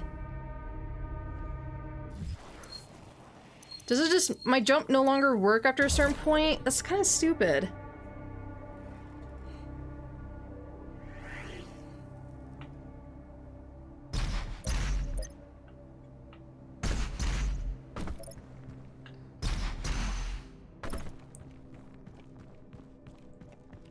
I was hoping to use the jump to slow down and then focus on a little bit more. Fall down from the better side?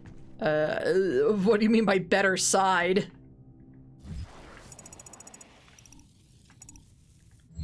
It's honestly kind of easier for me to see. Okay, hold on.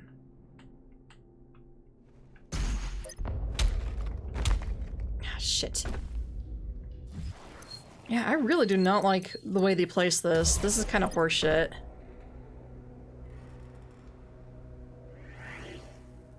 Secrets to following levels will be more like this. Keep your eyes open. With horrible platforming in a very piece of shit spot? So the developers really just wanted to be dickheads for no apparent reason. They were doing so good with their secrets till now.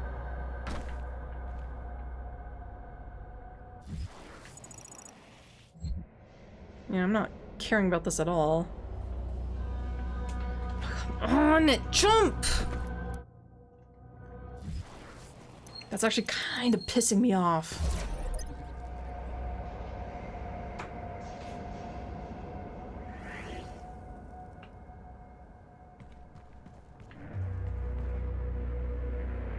Cute. Thank you for that, pet. Thank you. What if I did this? Hold on, since I'm already on this side. No, no! Oh, you fucking piece of shit.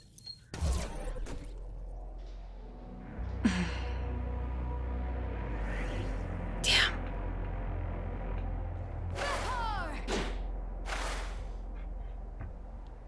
Oh. New design? Alright, alright. It's been a while since I wore this outfit.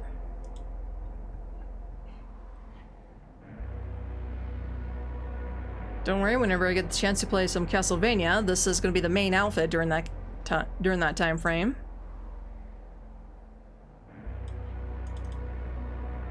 Ah, nope. Go away. There we go. Oh, gotta show that off first, duh. Battle mode! Battle form!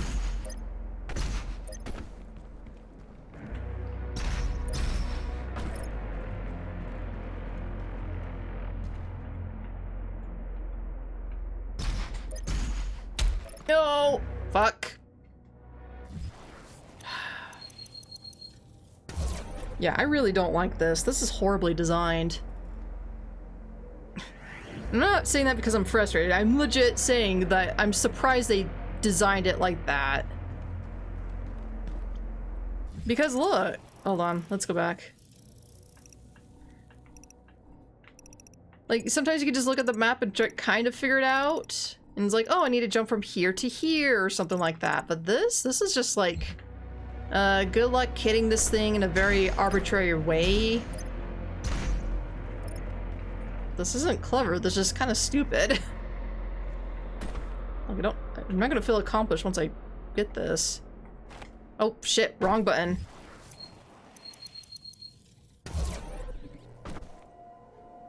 It's just so weird. Why would they design it like this? Yeah, it's hard to get. Ugh.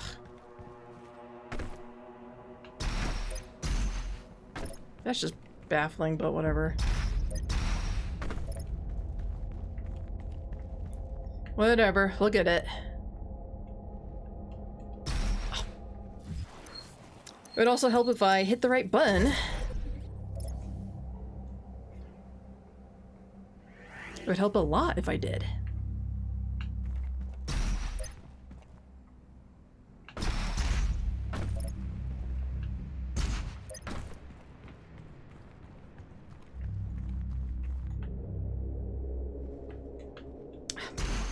I did it again. I tried jumping and I'm like, don't, Tara, please stop jumping. That's not helping. It's not gonna help you.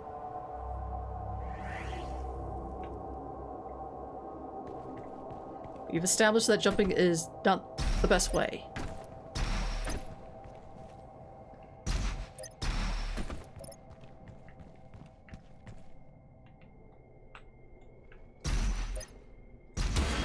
Ah, there we go.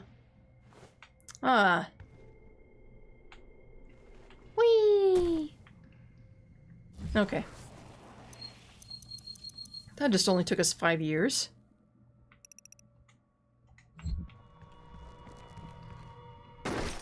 You did it! I did it! Yay me!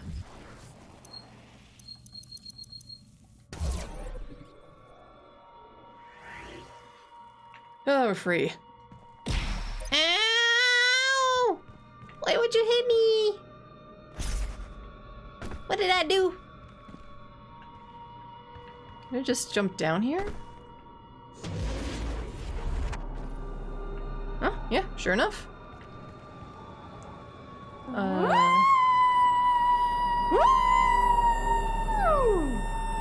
Woo!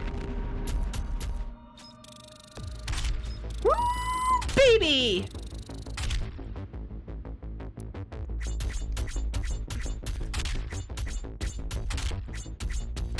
Mm-mm-mm-mm-mm. 10 out of 10, baby.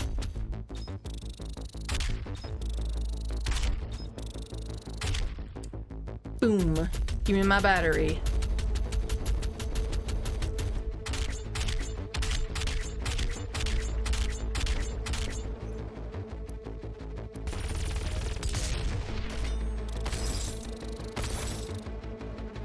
Yeah, level 21, not bad.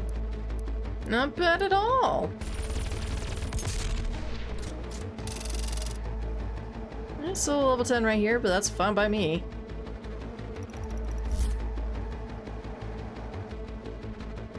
Battle mode helped. Apparently it did! Good idea, Marinheka. Good idea. It was definitely worth it.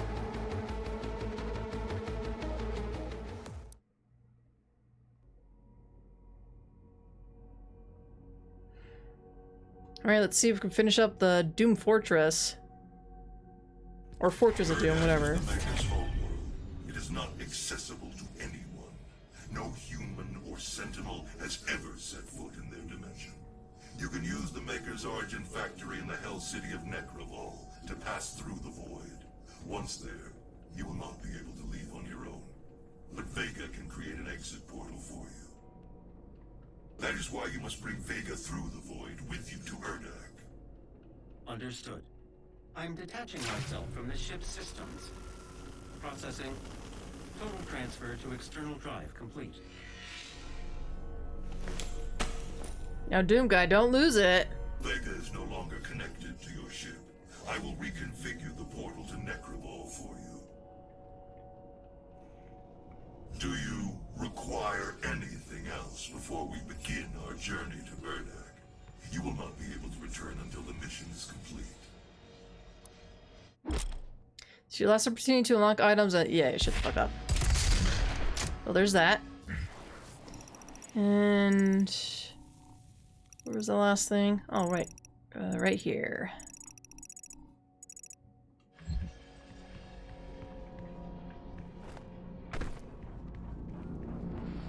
This thing that's gonna get me lost.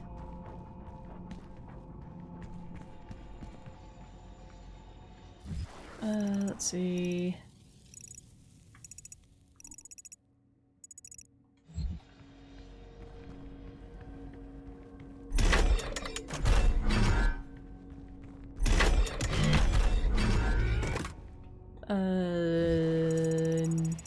Whoa, what the fuck? Oh, what is this?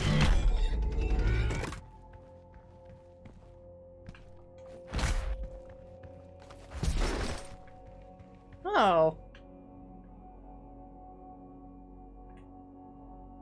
Another outfit. Oh, well, shit. I only have— oh, well, I have 4 batteries. Hold on.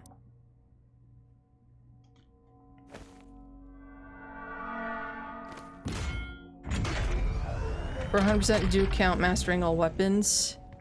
Do I count? Honestly, it's just collecting all items. It's weapon for all completed Slayer gates. Oh. Well, shit, come here.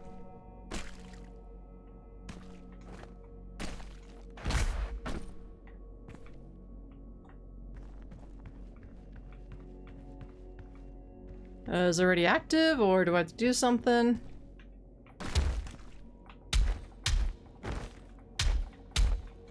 Not gonna lie, it looks pretty cool though.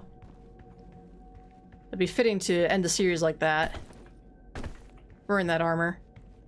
I'm gonna assume it's...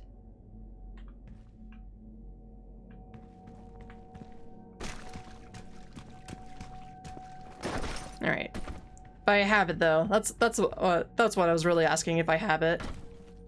Also, I'm out in space, and Doom Guy's not wearing a full spacesuit outfit. I call bullshit.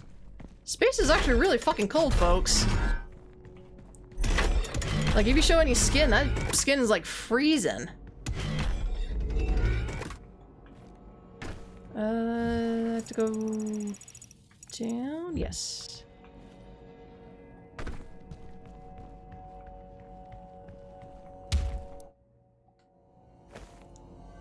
I can see Tara going to the main menu and changing the outfit. It will be the last thing I do for today's Doom section.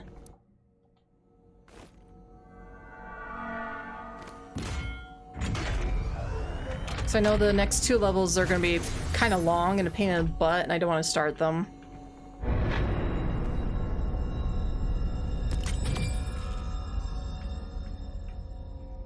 Thank you for your service. Appreciate ya. Giving you the type of love that I can only give. That I understand how to give.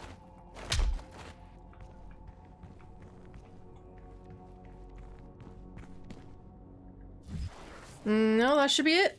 That's everything. And yeah, no more batteries.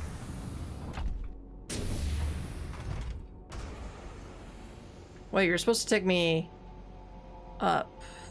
Fuck. I'm getting confused again, aren't I?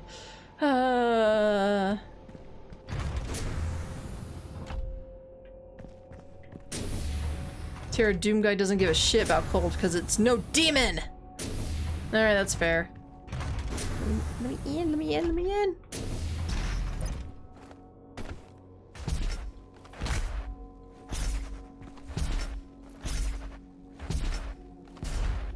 Unmaker, it's not shown on map.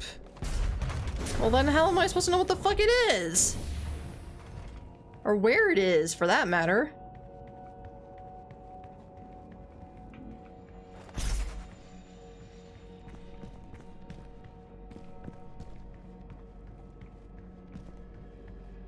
Go up.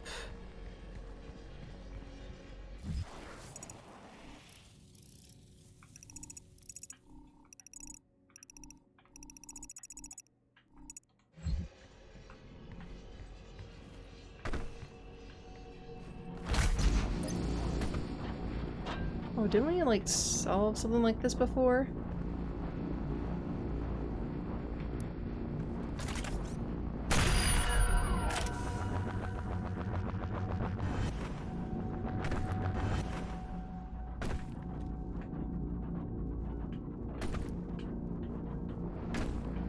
Oh, it's that thing. That's what I was seeing. Okay.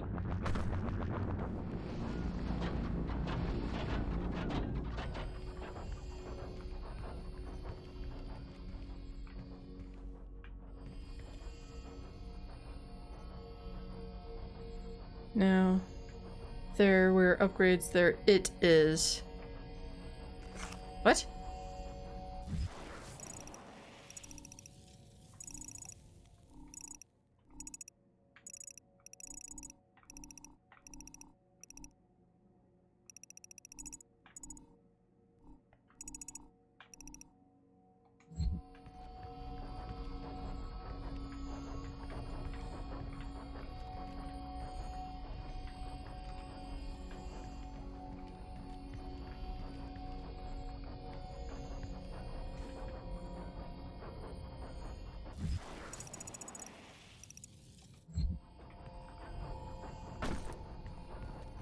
Oh, this?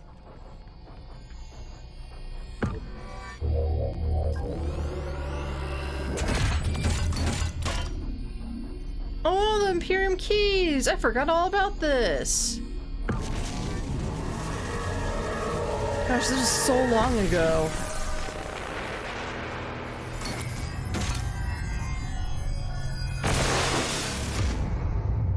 But isn't this... The Unmaker is a devastating rapid-fire weapon with a wide spread. The Unmaker shares ammo with the BFG. Of course it shares the same ammo. Cute. Ah. They're fools. Hello and welcome. Thank you for the head pats. But it does have a spread shot, but, the VFG just kind of just shoots once and then it just goes. Beyond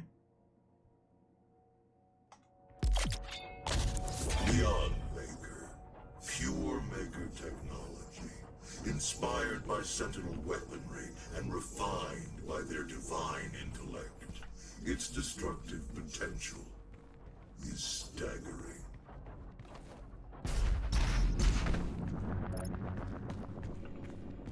Alright, well. Is that finally it? We're done with the ship. We never have to explore this confusing area ever again. I hope not, because I'm tired of exploring the ship. Explored all this and I'm still confused. Attention, this is an emergency broadcast from the Ark Resistance. Numerous reports from survivor cells across the globe are confirming that at some time within the last 24 hours, the demonic invaders have begun amassing in swarms near Gore nests. Ark scientists have theorized that this behavior is indicative of the arrival of a super predator, a world eater. Ark personnel advise all survivors remain in the safe zones. Is that caused by us when we got our crucible back?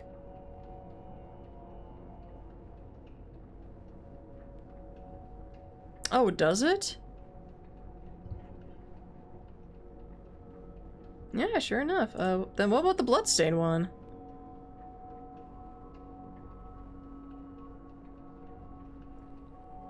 Wait a minute, there is no bloodstain, head pat. That is why.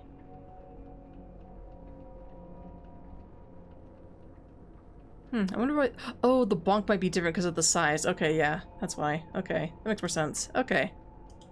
So the head pat was able to make the same, so didn't have to worry about giving it a new thing, but okay.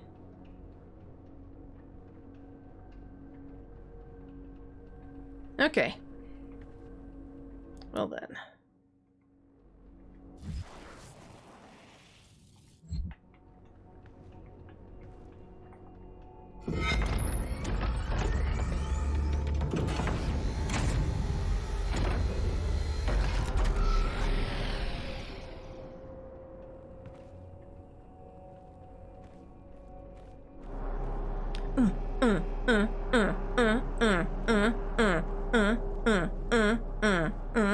I don't know why, just the way he looks when he just pulls it out is just so funny to me. Now then.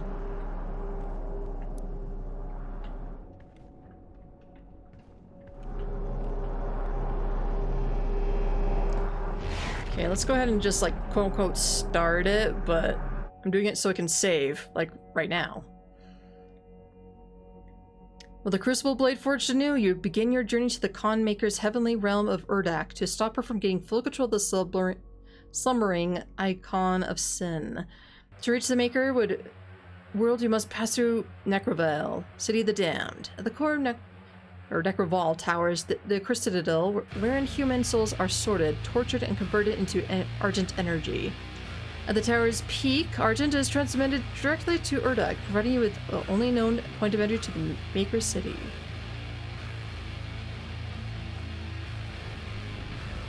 Argent energy is made from the souls of Hell's victims. This is the factory where that takes place. Necroval, the City of the Damned. Oh, that is so cool. So messed up, but it's so fitting. It's even crying buckets of lava. That's impressive. That's impressive. Don't you think it's impressive, buddies? Like, look at him, look at him. He's crying lava. You don't see that every day, man. You don't see that every day. Oh, that's so cool. Alright. Well. I think it is time for us to go on a break. Then go ahead and switch off to the second game of the day. Because I know that next stage, it's going to be long. It's going to be a big boy. Big, big, big, big, big boy. And I don't want to deal with it right now. Future Terra can worry about that. And I'll go ahead and add 12 minutes to my bloodstain outfit for next time. Or after break. Alrighty folks, alrighty. Let's go with 15 minutes of music and ads. And once we're done, we'll continue on with some Heart of the Woods. I'm clicking stuff. I'm clicking wrong stuff. Alright, there we go. Alright. See you all in 15.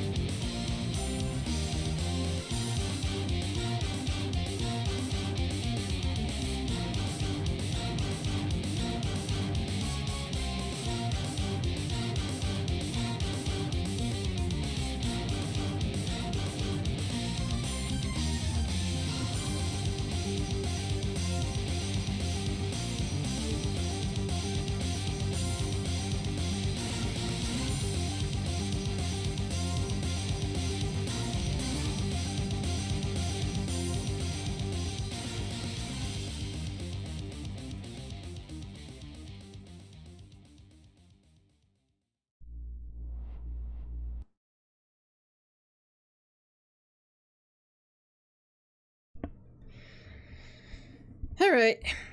We are back. And I'm a little upset. I got 2 Switch games in the mail, and I was pretty excited. I'm like, oh yay, Switch games. Cool. Except there's problems with them. So bought the Paper Mario, the 1,000-year door, and I saw it online on eBay being sold for like $48. So I'm like, oh, cool. Let's buy that. That's like literally $12 cheaper. And nowhere else is really selling it for that cheap. Let's go. Now, there was a little bit of deceiving in the eBay seller, but at the same time, not really. It was just me also not paying attention. So we were both at fault. So the seller, the very first picture that they show is like the default North American release cover. That you see the logo and the rating in the corner and everything. So I saw only that picture and I assumed it was a North American release. Turns out the provider did provide more pictures. I didn't bother to look, and it's actually a Southeast Asia or Middle East. It's the exact same goddamn fucking issue I had with 3D fucking Mario. Ugh. But yeah, make sure both are faults because they provided a North American release picture along with their regular pictures that showed that this is a Southeast Asia version that I didn't pay attention to. So there's that one. Then the second one, it's Amazon. Freaking Amazon. It's been a while since they've done it. I thought they gotten better at it and knew the difference, but apparently not. When I started collecting Nintendo Switch games, Amazon had this really big issue of giving you whatever region they wanted. Mostly the European versions, but they just kind of gave you whatever. So sometimes you get the North American release, other times you get the European release. And they didn't differentiate between the two. And that was like a huge problem for a hot minute. So Amazon has gotten better at telling you the difference. Like, hey, this is the North American release, this is the European release, this is the Asia. I don't think they call it Japan. I think they literally call it just Asia. The Asian version. No, just Asia version, I think, is what they call. Clearly I don't pay that close attention. So, they're really good at it, and I saw this game, and I'm like, oh, this is perfect, let's get it. It's also cheap. I thought I bought the North American version. I looked it up. I was supposed to get... Well, it just kind of says RP, but it looks like... I don't know. I guess it's just whatever they decided. And I did double check to see if there was a North American release version of this, and there is. I just got the European version. God damn it, Amazon. Game collecting! Hooray! It's great. It doesn't frustrate me or anything. Oh shit, I forgot to change the game. Let me do that right now.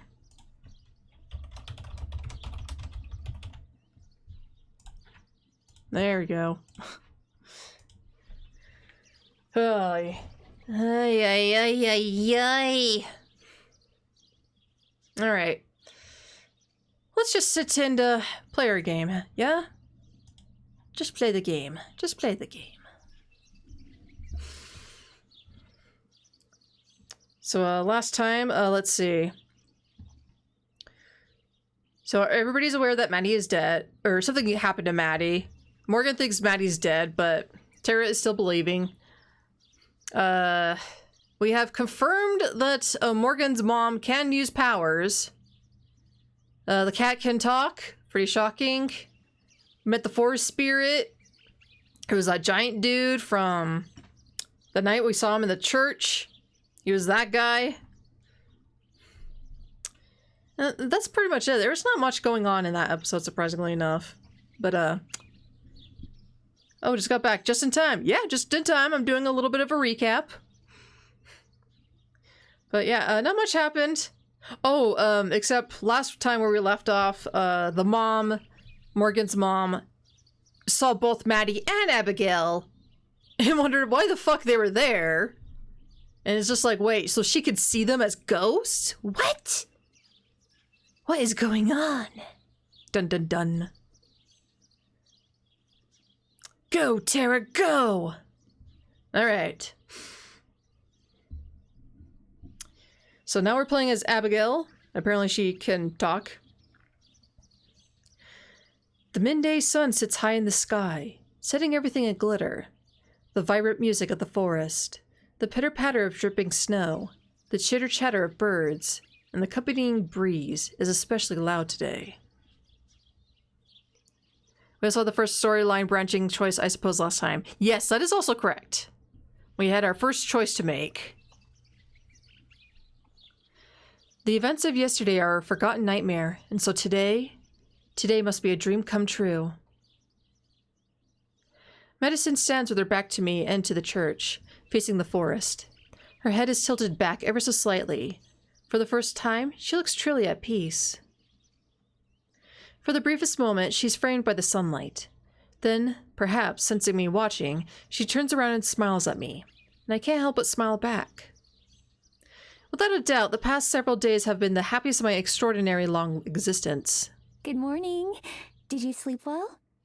Yeah, I did. It's getting a bit easier. That's wonderful. I know that isn't true, that she tossed and turned inside until early in the morning. I know, but I understand. Whatever it takes for her to feel more comfortable, more at home. I wish I knew how to help. For me, sleep was the last thing on my mind after I passed. I explored endlessly, backtracking over and over again until I knew every step of these woods. I made the most of my situation as best as I could, and rather, well, if I do say so myself. What would you like to do today? Let's go back to that forest clearing. The one where the fairies live? I'd like to see it again. My soul sings. That out of everywhere we've been, that would be the place she wants to return.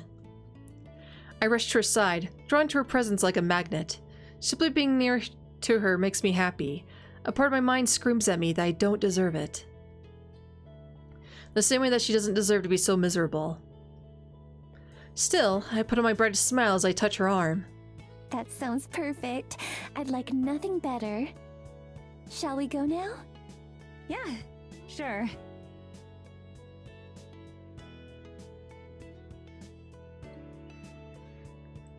As is tradition, I lead the way out of the church and towards the forest. The trees and branches part invitingly, familiar and old. I ask the forest to take us to the clearing, and I feel it ripple in response. Not physically, but in my heart. I know that the forest is listening. It's difficult to explain. So much of this existence has become habit and routine for me, that I keep taking for granted the difficulties Madison must be going through. The emotional turmoil, coupled with the way her own understanding of the universe itself keeps changing, I feel another pain in my heart at that. The stab of guilt once more for enjoying her presence. Madison accompanies me unhesitantly, her steps more confident than they used to be. We walk side by side. I relish the closeness. I wonder if it even crosses her mind. When we reach the clearing, Madison sighs contently, relaxed and easy. A tranquil expression settles on her face. Like a masterpiece of art, I'd spend the whole day appreciating that look if I could. The grove's serenity is contagious. I also feel a little more at peace here. We head for the shore of the pond, as still and glassy as ever. I really love it here. It's so calm. I nod. Of course we've discussed it before, but I don't mind. I could listen to her talk about anything, for any amount of time. It actually reminds me of somewhere back at home. There's a little lake near where Tara and I live. Sometimes I like to go and sit down there to think. There are a ton of geese and ducks around too. Sometimes they won't leave you alone, so you just have to ignore them. They want some of that bread! Hancock! Give me bread! Hancock! I envision a flock of birds surrounding Madison, all quacking and vying for her attention. Maybe they want you to sing to them too. Madison laughs, sweet and subtle. It's the most beautiful sound in the world. Nah, they just want food. It's really popular to go down and feed them. Moms do it with their kids a lot. But then the birds get so used to it that they think every human has frozen peas for them. Frozen peas? You give them bread, fool. They must be disappointed quite often then. Yeah. She trails off, looking wistful. I'm sure that she's thinking of home. It's actually better to give them peas? Oh, really? Oh, well, shit. Bread can be bad for them if they eat a lot. Oh.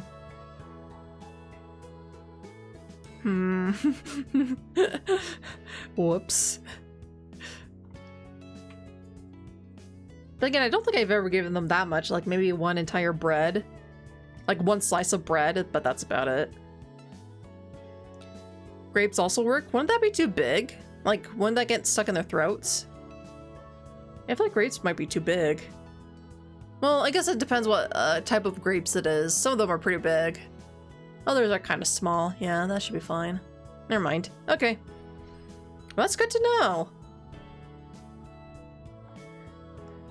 I try not to ask her much about her life before I met her, because I know that the memories hurt. To my surprise, though, Madison clears her throat and continues talking. I wish that you could see it someday. My home, I mean, in America. I think you'd like it there. I'm sure that I would. I'd love to see any place that you care so much about. All of the buildings and the lights. I try to envision what it might be like, but it's futile. There's so much that I don't know. So many things I haven't seen. Trying to imagine it is like trying to imagine a color that I've never seen before. No matter what she says, it's impossible to visualize. Even the memories I have of the few times I left Eisenfield have long since faded. To me, the only world that exists now is the forest. I keep thinking, in your time, what would I have been like? Would I be the same person if I never fell in love with films? Films? Oh, it's like a play that you can watch anytime. They're really compelling. I see. She doesn't see. Medicine moves her arms a little, looking like she wants to say more, but eventually just shakes her head. She smiles a bit sadly. There are so many things like that. Films or events in history that are so normal to me, but that I keep forgetting you don't know about. This is how you sound sometimes, Tara? What are these films you speak of? Yeah, I do have my moments. What are these no. Dummy thicks, you could call them. So if I ever say anything that makes no sense at all, I can try to explain. There are a lot of things I've wondered about, it's true. For instance, sometimes I'll see great noisy machines up in the sky. Do you know what I'm talking about? Medicine giggles again, but I don't know why. Yeah, those are called airplanes. They're kind of like giant carriages that carry people around. That's how we got from America to here. What? Don't tease me like that. There's no way something like that could fly. No, it's true. It's really true. They're the fastest way to get around the world. There are also these things called cars, which are much smaller and only fit a few people. But most people own their own car and use it to get around. Do you have one? I do. Why not use that to cross the ocean? A car across the ocean? Perish the thought. She laughs again, and I don't know why. At first I feel embarrassed. The gulf of knowledge that I lack nearly as wide as the ocean that she claims to have crossed. But then she steps closer, placing her arms around me in a light hug. Again, I don't know why. But it's lovely. I feel myself relaxing, leaning against her arms and just enjoying the closeness, the comfort, the affection. Far too soon, Madison relaxes and I regretfully pull away from her. She gazes up at the sky and for a brief moment, I anticipate another lesson about the modern world.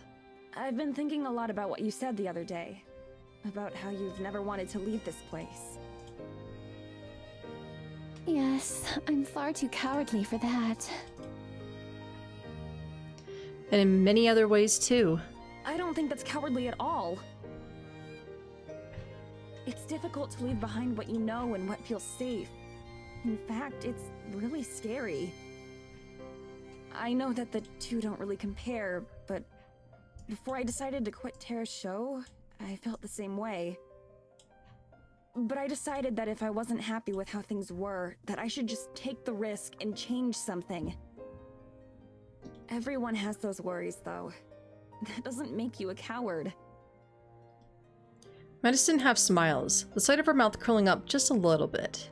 If we ever do find a way out of here, maybe you could come back to America with me. Wait, hold on. We skipped a part of dialogue, didn't we? Did we? Everyone has, but I decided that I know that the two don't really compare, but before I decided to quit Terra's show, I felt the same way. Like I was afraid to leave, just because I was so used to it being part of my life. T. Jennings, hello and welcome. But I decided that if I wasn't happy with how things were, that I should just take the risk and change something. Everyone has those worries, though. That doesn't make you a coward. Alright, I think we saw that one part that we skipped. Whoops!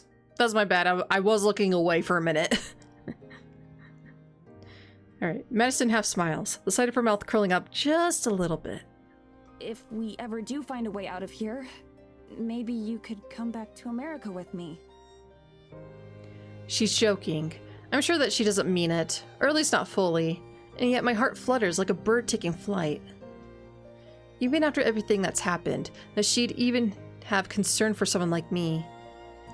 She truly is the most extraordinary person I've met. And as happy as her offer makes me, it hurts like a knife in my heart because I know that it could never be. Too busy changing clothes, I understand. Exactly. I wouldn't deserve that kind of happiness anyway. Still, I smiled back in kind. That might be nice. Would I have to ride on an airplane? Oh, definitely. People don't really take boats across the ocean for travel anymore. Not nearly as much. Pretty much everyone flies. Isn't that scary? How does something so heavy manage to stay up in the air? It's kind of scary the first few times, but you get used to it. As for how it's possible, well, there's all sorts of science behind it, but that would take too long to explain. Anyway, though, you could stay with me and Tara. We've got plenty of space. Or we could help you find your own apartment. There's a lot you'd have to learn about the modern world, of course, but it'd be worth it, and we could help you learn. Madison continues on, explaining this and that procedure we'd have to go through and how we'd overcome each obstacle. I play my part, smiling and nodding along. It's an easy role. It does sound wonderful. In fact, there's nothing I like more. And though at first I thought she was joking, she's being completely serious. Bernoulli effect? I'm afraid I'm not sure what a Bernoulli is. That makes it hurt even more. 'Cause I know it's impossible. I close my eyes to help hide the tears that have sprung there, unbidden. Fortunately, Madison doesn't seem to notice. Her voice trails off, and when I open my eyes again, I see that she's looking past me, her eyes wide with awe. I spin around. Fluttering about, far too early in the day. Are those the fairies you were talking about? Hi! Hi! Hi! Yes. That's how airplanes fly, or at least part of the reason. Oh, okay. A handful of them flit amongst the trees and lights, paying us no mind.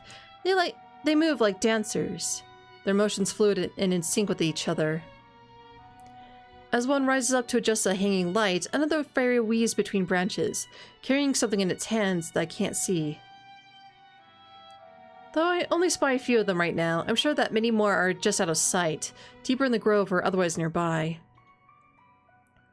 Medicine watches them with abashed awe. What are they doing? I shrug. I'm not sure. I've never seen them out during the day like this. Usually they stay hidden in their hive until the moon is out. They aren't like humans. They're something entirely different. Even though I've spoken with them before, I don't really understand them. Wait, they can talk? Like they can speak human language? Yes. They aren't the most eloquent, but yes. I see. The only time I've talked with them was the first time I came to this grove, all on my own. At first, they had tried to drive me out, but eventually realized I meant them no harm. Since then, we haven't interacted. They're part of the forest too, right? In the connected way that you were talking about before. Yes. She makes a sound in acknowledgement, but doesn't say anything more. Whatever implications or meaning that might have to her goes unspoken. Soon the fairies disappear once more into the trees. Whatever business that called them here finished, they go silently, not even the hum of their tiny wings reaching us. After only seconds, we're left all alone again. They weren't anything like I expected. Really? How so? In stories I've heard, fairies are always smaller and look like little people with wings. Not like what we just saw. And they usually live in flowers and fields, not the snow. But those are just stories, of course. I keep having to remind myself that this is real life. And that real life doesn't care what happens in stories. Yeah, true. Reality's scarier than fiction, honestly. Medicine looks down at the pond. Gently, she places the tip of her foot into the water. Of course, the water remains still, like she isn't even there. She takes a tentative step forward, still setting up the water. It supports her effortlessly. Her hands are slightly outstretched, as if she might lose her balance or footing and fall in. She turns around to face me. I had an idea, actually. About getting out of here. Do you think that the forest spirit could help us? It's powerful, right? Maybe it could use its magic to make us humans again. We could even talk to it together. You'd seriously be welcome to come back with me and Tara. I'd like that a lot, actually. I can't look at her. Can't meet her eyes. All I can do is nod, trying to smile, and hoping that she doesn't see my tears. I'd like that too. Perhaps it could help. There's certainly a chance. There isn't. Her face lights up. Even the prospect of leaving makes her happy. Great! Maybe we can plan together what the best way to ask it would be? I just nod again. It's all I can do. Sure. I can't bring myself to tell her the truth, that no matter what she asks, what she says, there's no way the spirit can grant her wish. It's not just something that can be reversed. Her mortal form was destroyed by Evelyn, just shortly after I saved her spirit. As far as the rest of the world is concerned, Medicine Reigns no longer exists. Neither the forest spirit nor I have the power to remake her. There's no escape.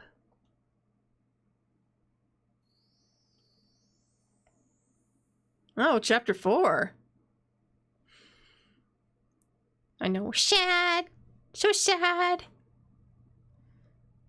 From Abby to Morgan. All right. Morgan starting us off. Another morning. Nothing's changed. No progress. No hope. The only difference this morning is that Tara's still asleep. It's the first time I've woken up before her since we started sleeping together. I'm glad she's still sleeping. I could tell she needs it. This explains why they couldn't find her body. Yeah, that's true. I slip out of bed and dress silently. My next move should be heading to the shop. Sticking to routine is what's kept Evelyn off our backs. For now. The instant I start thinking about Evelyn again, I'm hit by a powerful urge to climb back into bed and wrap my arms around Tara, holding her for a little longer. I don't. She needs her rest, and there's still some time before she leaves. Somehow, thinking about that makes me feel even worse. I try to push the thoughts away, but her voice does that for me. Oh shit, what time is it? She's sitting up in bed and rubbing her eyes. She's still wearing her clothes from the night before, or at least the top half. But her sitting up doesn't mean she's actually awake. It's still early. You can rest more. No, it's fine. I got this. I'm just going to go spend some time in the shop so nobody comes to check in on us later today. Get some sleep. I'll be back soon. You sure?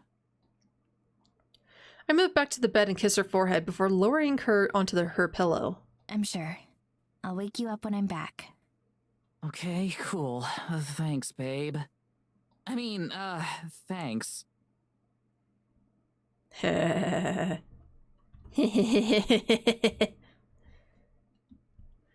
Dead silence. I knew what you meant. Oh, shit. I'm out the door before either of us can say a word. I don't want to think about that right now. I just need to get to the shop. I'm so focused on that I'm almost slamming into Evelyn the second I step outside. No need to rush, dear. My brain jumps to panic mode. Why is she here? She's never here in the morning. Did she come for us? The door isn't shut all the way. I can run back inside. Grab Tara, get out. I know deep down that it's pointless to try. If she wanted us dead, we'd be dead. I don't know why she's sparing us, but if she changes her mind, we won't get a warning. What do you want? Her mouth curls into a frown. Am I not supposed to take an interest in my daughter's life? I thought you had outgrown that phase. I grit my teeth. The sight of Tara's body being flung into the wall, Manny's room in the cabin hauntingly empty. She doesn't have the right to even pretend to be my mother. I'm not your daughter. Morgan! I flinch as she raises her voice. I hate letting her get a rise out of me, but there's too many memories making me afraid of that sound. She just sighs and her features sink. She almost looks visibly hurt. Only almost. There's still something inhuman about her expression, something I've never been able to understand. You can be so cruel sometimes. You weren't always. When you were young, you were the sweetest thing. You would never imagine the things you say to me so casually now. I clench my fists, having to keep it together. My nails pushing slightly against the skin of my palm. As always, my fingers freeze before they draw blood. I'm going to work. My voice comes out as a rasp, and I cringe at the weakness of it. She puts her hand on my shoulder as I try to walk past. Work can wait, dear. I'm sure your customers will understand. I have something to show you. I thought since you were so desperate to see in my office, I could give you a little glimpse of what I keep in there. Evelyn drops her hand, her lips twisting into a sickeningly sweet smile. If you're not interested, however, I'm sure your American friend would be eager to join me. My blood freezes. I want to hit her. I want to scream at her. I'm not sure if it's fear or the curse she's placed on me that keeps me rooted to the spot. I can't even look up at her. She knows she's won, as she always has. I can feel her eyes on me as she waits for me to follow her. The moment passes, and she makes a sound of affirmation. She turns away. Now come with me, dear. Is it just me, or does she have more whites in her hair? I feel like she has more whites in her hair than red. Maybe that's just me. Gonna go to bed? Alright, Marin Hecka. Thank you so much for tuning in. Do appreciate it. Have a good night. And of course, hope to catch you next time.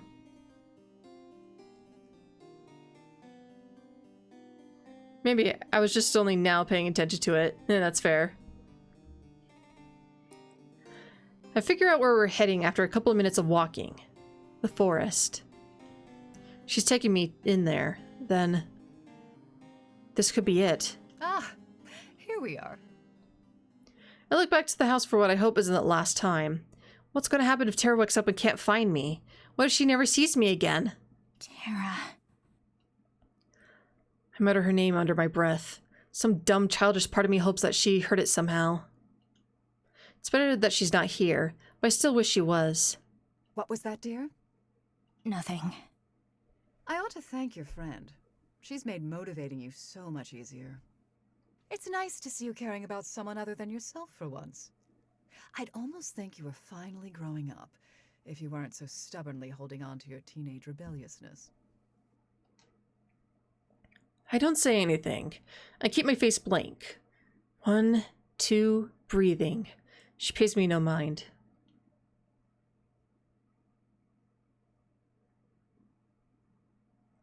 We walk into the forest, past the initial tree line, into its depths. At least I know where we are. Or I thought I did. As we keep on walking, I realize I don't know where we are at all. I don't recognize any of this. The trees are different. These aren't the ones I know. They aren't even the ones I saw when we started walking. I've walked this path dozens of times. There's no way I'm making a mistake. The branches blot out the sun even more than usual, and the shadows seem to blend around Evelyn.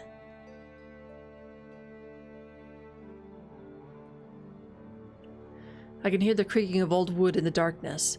It almost sounds like the trees are moving. I've never seen the forest behave this way. I've never seen anything behave like this. As we walk, Evelyn keeps turning her head to glance at me, probably hoping to see how scared I am. I don't let my expression waver. I won't let her in. She won't win this time. The things around me don't even look like trees anymore. They're too gnarled and rotten. They twist into shapes that should be impossible. They form walls around us as we walk, pushing us forward. I can't help drawing in on myself. It's like the whole forest is closing around us. It's getting harder to breathe. I feel like I'm about to be crushed by the forest itself. And just when I think I can't take it anymore, we break into a clearing. What? And in the center of the clearing is a beautiful radiant tree. It's actually green. Real brilliant green needles. The trunk is so thick and sturdy that the bark makes it look armored plate. The rich scent of the pine fills the air, and the shadows around us are kept at bay by a shimmering golden light. I can breathe again. Crisp, clear air fills my lungs. The awful sensations of the twisted forest are all but forgotten. I reach out my hand to it, but only reach. Something inside me tells me that I'm not supposed to touch it, that I'm not even supposed to be here.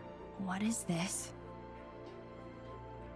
She ignores me, or at least I think she does. I don't turn around to look at her.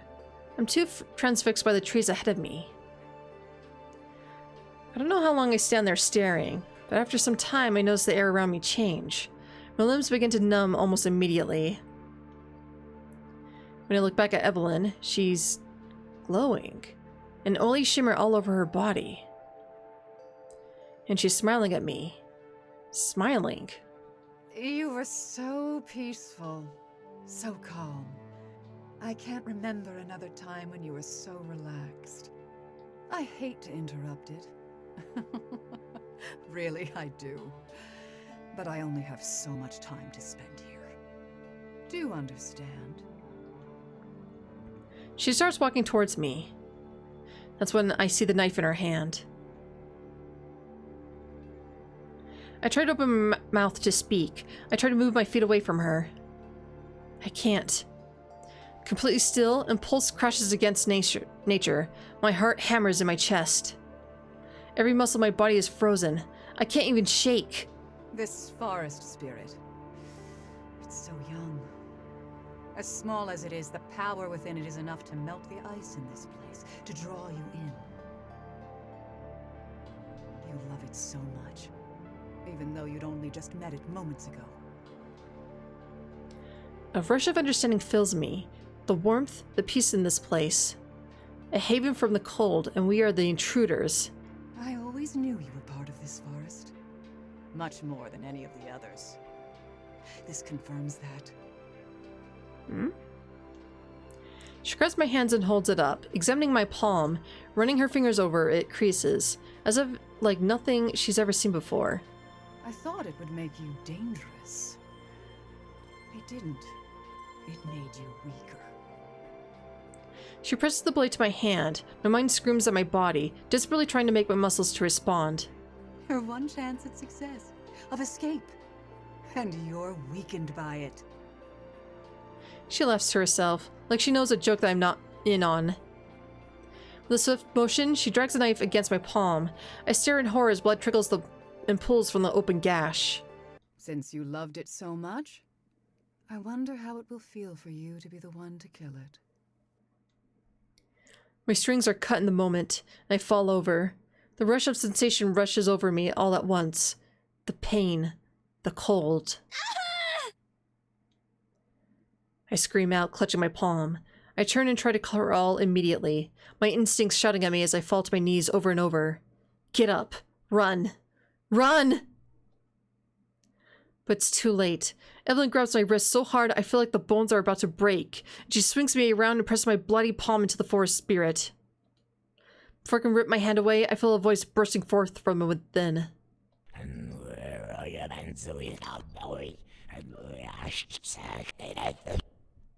What the shitballs? Pain rips forth from my chest the more I try to hold the words back. I cover my mouth with my hands and stumble back in horror. But it's too late. An unexplainable sound fills the air, a hideous groaning. I know what it is. I do. God damn it, Cat, you're blocking like both views. Thank you. I don't want to admit it to myself, though. It's the spirit. Blackness smooths out the shining green needles. The calming aura disappears completely, and it's replaced by something else. Pain. It's pain. I fall to my knees as the trunk begins to twist into itself. Bits of bark fall into the snow. The rotting blackness creeps up from its roots, and the unsteady trunk begins to sway. The needles wither and die. My head is filled with its suffering. I hear a crackling then. A black tar seeps out from the bark, smelling of death. It bursts into flames. No, no, no, no, no! I try to hold my mouth closed. Incantations leave my throat, in a voice that's mine but yet isn't. Evelyn's standing farther back now, watching the scene before her. Her face is contorted into a terrifying grin. She's enjoying this. The crackling grows louder. My breath catches in my chest, and out of the corner of my eye, I see Evelyn, hand outstretched. No! Evelyn, don't! Stop! With a loud crack louder than thunder, the spirit's trunk splits into two. A beat of silence follows. And then I hear the screams. It all comes from all around me. Something crying out within the woods, a shrieking, earth-shattering wail. My heart breaks. It's not something in the forest. It is the forest. Some of the trees around me are screaming in pain. I'm screaming now. I can barely hear myself through the shrieking vortex around me. I can't look. I bow my head, still screaming, as the fire burns. Even the fire feels wrong. It's cold, freezing. Fire blooms around the tree, shooting high above the tree line. In one giant blinding burst, the tree is gone. All that's left is a circle of scorched earth. The burn is more intense than anything I've ever seen. It looks like it's stretched down forever. Somewhere in my heart, I know nothing will ever grow here again. The screams start to fade. I slowly take my hands away from my ears. Thank you for being such a help, dear. Really. You're a monster. How funny. Your mother said the exact same thing. You really do take after her. I can't gather my thoughts enough to respond. The screams are still echoing in my mind. Never forget this day, child. In the brief time you have left, I want you to know for certain that you don't stand a chance at changing your fate. You never have. None of you ever had. And when the time comes for you to serve as my vessel, I'll make sure the next one won't either. She reaches out towards me, and I prepare for the worst. But all she does is pat my head and ruffle my hair. You can find your own way home, I assume. I know how much you love these woods. She gives another chuckle as she turns and walks away, heading back into the shadowy trees. She disappears into the darkness. All that's left is me and the disgusting burnt circle. My mind is blank, numb with shock. Quietly, slowly, one thought begins to take form. Evelyn, more like Evelyn.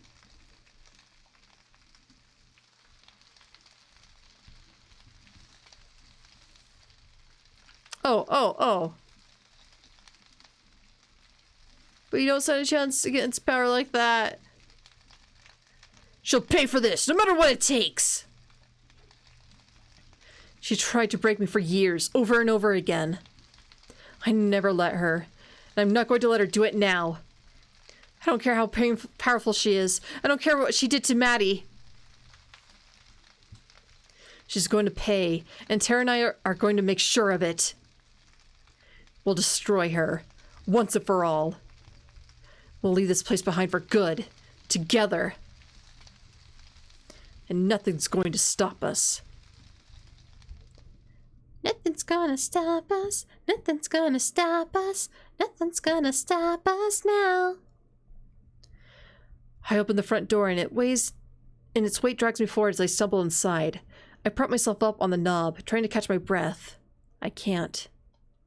Tara must have heard the door because her footsteps come booming down the stairs. She doesn't fall. I'm surprised given that the last 5 times she ended up slamming into the wall. I keep telling her to be careful. This time I'm glad she isn't. Closing the door behind me, I finally manage to enter the kitchen as she rounds the corner. Holy shit, you're okay. I thought when you didn't come home, I'm okay. Don't worry. It wasn't anything. I can't seem to finish my sentence. My head is swimming. I stumble again, ready to collapse to the floor. Let's go upstairs. You need some rest. Come on. Her voice is warm, quiet, and reassuring. I can't believe it belongs to the same girl that spends her days yelling about the Loch Ness Monster. But it's what I need right now. Thank you, Tara. Hey, that's what I'm here for. We're the dream team, remember? She flashes me a now very familiar wide-mouthed goofy grin. I can tell she's trying to distract me from the fear and worry I can see in her eyes. She's never been hard to read, but by now she's an open book. But at least she's trying. That counts. Come on, let's get up there. Tara holds my arm to steady me as we go up the stairs. I hate being like this. I'm not supposed to be weak. I can't be weak. I ignore the shaking in my legs and force myself to stand on my own.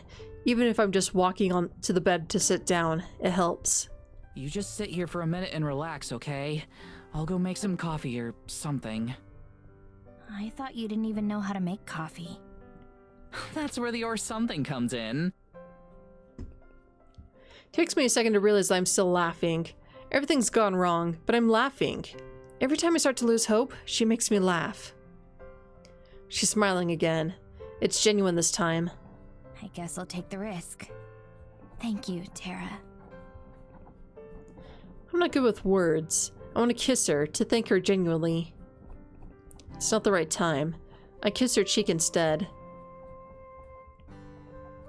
She doesn't say anything, just turns and heads for the kitchen. Maybe that was a mistake, but I don't think it was. A whirlpool of panic hits my brain the instant she leaves. It threatens to overcome me, crashing over my thoughts and pulling me deeper into the abyss. My breathing runs ragged. I close my eyes, counting to 100 as I've done so many times before. But it's not enough. The forest, Maddie, Evelyn, Tara. I try to raise my head above the water. I can't do this. After everything with Maddie, with Evelyn, Tara shouldn't have to deal with my problems too. and neither of us have time to deal with all the feelings I know we're not talking about. If I'm a bigger part of the picture, or bigger part of the picture of the Maddie, I know what that's going to lead. I'll hold it in. I'll be fine. I shake my head. It's so much harder to lie to myself than I used to be. Those heavy footsteps save me from the mess in my head.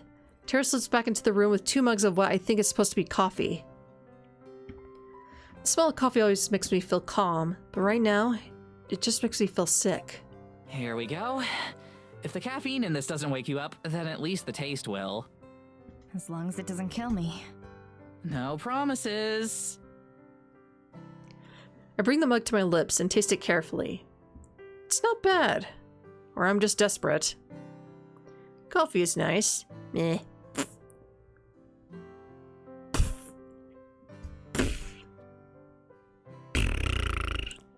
That's what I think of coffee. Yeah, kitty, that's what I think of coffee. Either way, I keep drinking it. So, what happened out there? Did she hurt you? Not really. She just went on about how I can't do anything to her. It wasn't anything serious. Bullshit. I wanted to tell her not to worry, but I can't. Evelyn's laughter rattles around in my head the second I open my mouth. I place the already empty mug of coffee on my desk. I hear Tara's sharp intake of breath behind me, and I spin around, my heart racing. Fear and worry reflect in her eyes as her gaze flits between my face and my hand. I look down at my own palm, still bleeding gently. It throbs now that I'm looking at it. With everything that happened, I forgot about it. Tara reaches forward and holds my hand between her own, applying a gentle pressure to it. Her concern is more than I can handle. I can't lie to her. I'm sorry, Tara. We've already got so much to worry about. I didn't want to give you more. I want to look out for you, Morgan. I can take it. The two of us sit silently for what feels like an eternity. Every sentence I try to form falls apart the moment I open my mouth. The screaming echoes in my head. But eventually, I do it. And then I couldn't stop. I was killing it. Tara rubs my hands, staying quiet as I continue talking. I feel my eyes stinging the more I speak, but I have to hold it together. It was burning. It was burning and dying. It was like the entire forest felt it. I couldn't stop the magic no matter what I did. And after everything was said and done, Evelyn, she... I feel a tightness in my chest. I've never spoken like this before. To anyone. Not even Geladora. She told me my real mother was just like me. I can't bring myself to continue. Voicing the implications out loud would make them more real than they already are. My real mother is gone, and whatever similarities we bore mean nothing now. All that matters is that she lost. Shit, Morgan, The stinging's getting worse. She probably doesn't know how much we know.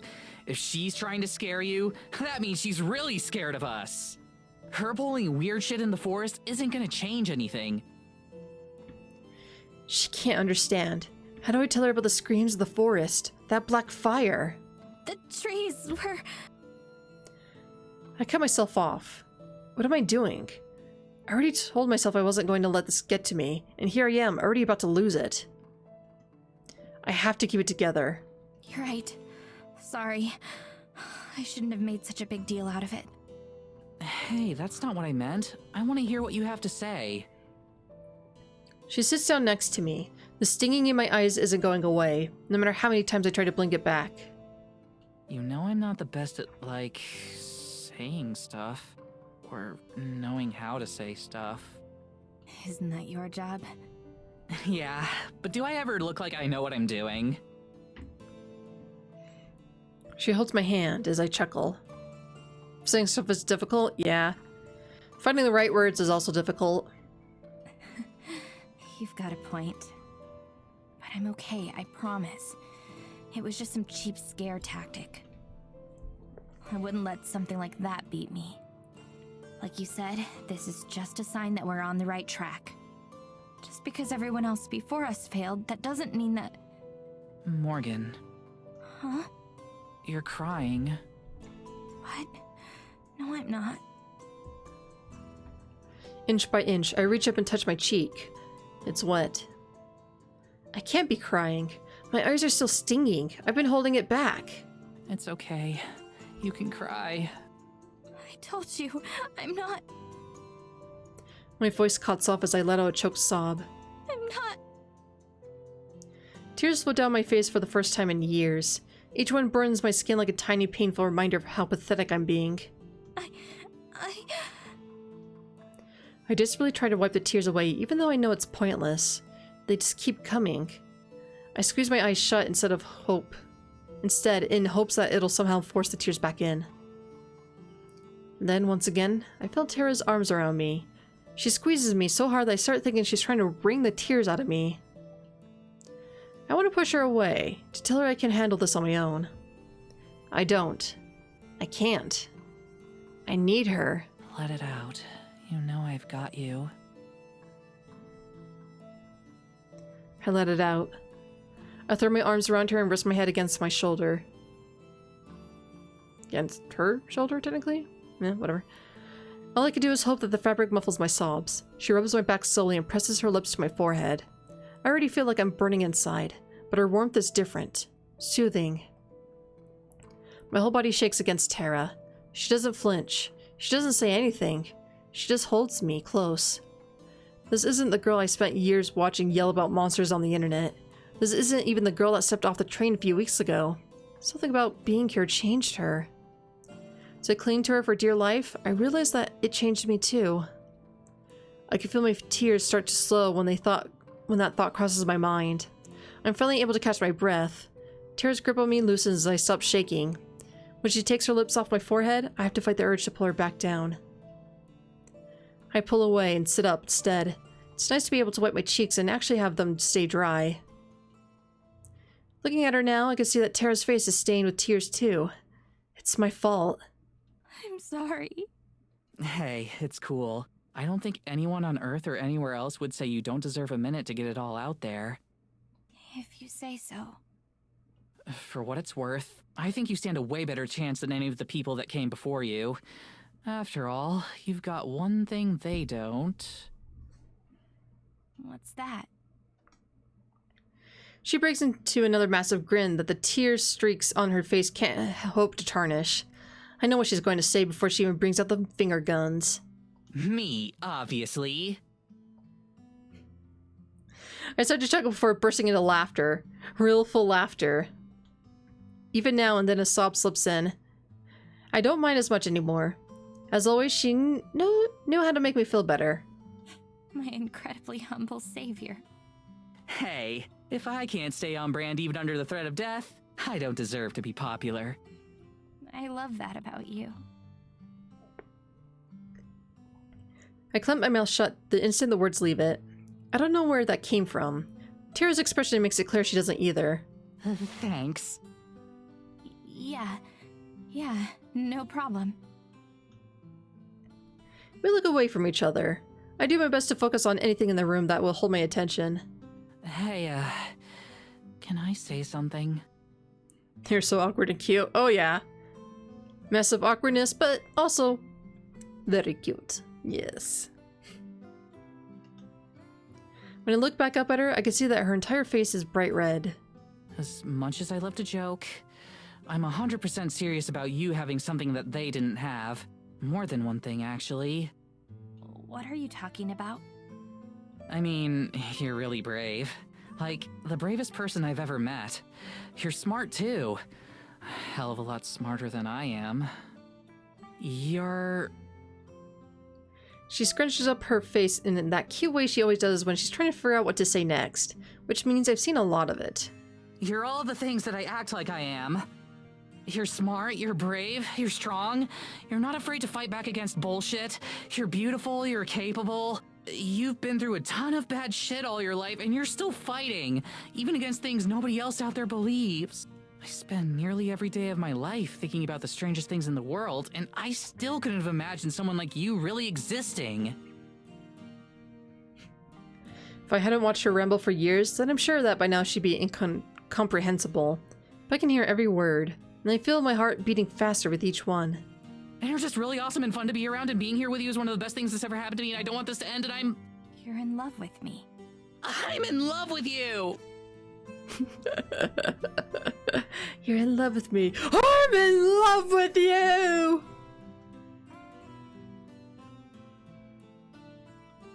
Wait, did I just... And she... We both sit in stunned silence. I try to tell myself that I don't know where that came from. Another lie. I've known for a while now, just like I know that I... Look, I'm really sorry. I know we agreed from the start that we wouldn't catch feelings. I swear I've never had this happen before. She's a mess. But she's a mess I'm in love with.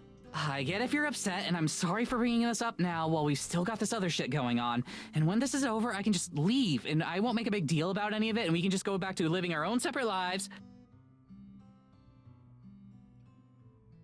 Oh shit, we're actually getting a kiss scene! Finally! Damn. I grab her cheeks and pull her face toward mine, before she even realizes I've moved. I bring her lips together hard and kiss her in a way I never have before. I don't know how to describe it. I just know it's something new. We've kissed plenty of times, but this isn't like any of those. It isn't like any kiss I've ever had with anyone. It's healing. It's grounding. It's incredible. It only takes a second before we kiss back hard. She grabs me again, and I can feel her hands moving along the length of my body. It's like she's looking for handholds. I realize in the back of my mind that this is the first time we've had a kiss this deep without one of us putting their tongue in the other's one's mouth. I'd laugh if I didn't have more important things to do with my mouth. We do have to stop for breathing eventually. All we do is blow hot air into each other's faces for a split second before coming back together. This is too good to let it end so soon. One of us is crying. It better not be me. Something tells me it's both. We break to gasp for air. I love you too, obviously. Tara plants smaller kisses on my bottom lip as I speak. Yeah, I kinda figured. Saying it out loud feels incredible. It's like dropping weights I've been carrying for miles. I can feel everything Evelyn took from me coming back in force. I guess I really do have you after all. With an air of finality, we break apart but remain close. Tara presses her forehead to mine and nuzzles my nose. I'm not going to let her hurt you. I promise. I know. We're gonna beat this thing, Morgan. We're gonna kick Evelyn's ass, and we're gonna save my best friend. And when we leave the shitty village behind for good, I want you to come with us. Tara, I've been planning to leave Eisenfeld for years. Of course I'm going with you. She closes her eyes and does a little fist pump gesture. I know it's just for show. I laugh anyway. So, what does this make us? What do you mean? Are we, like, dating? Or... She rubs the back of her neck and smiles awkwardly.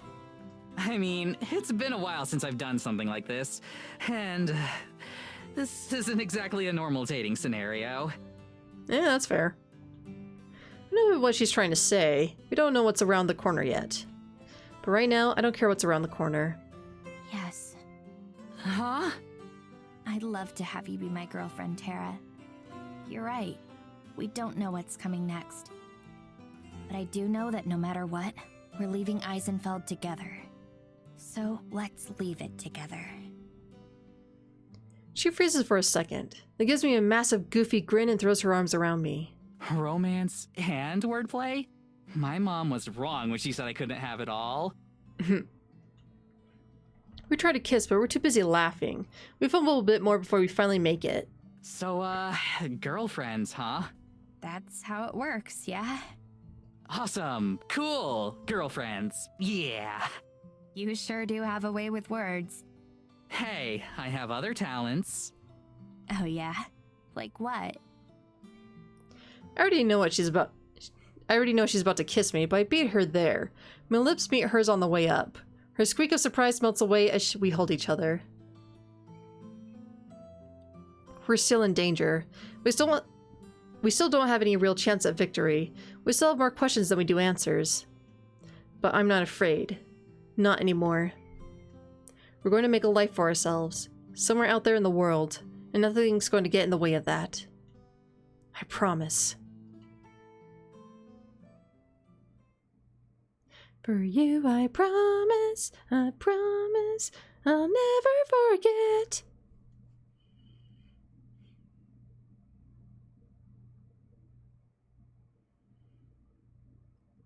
It's been a weird morning. Usually when I get up, Abigail's awake and ready to go, and usually she has been for several hours. This morning, though, I awoke to find her dozing nearby, long past when she'd normally be up. She complained about having a headache, so we decided to take a walk through the forest to clear her head. She could have headaches?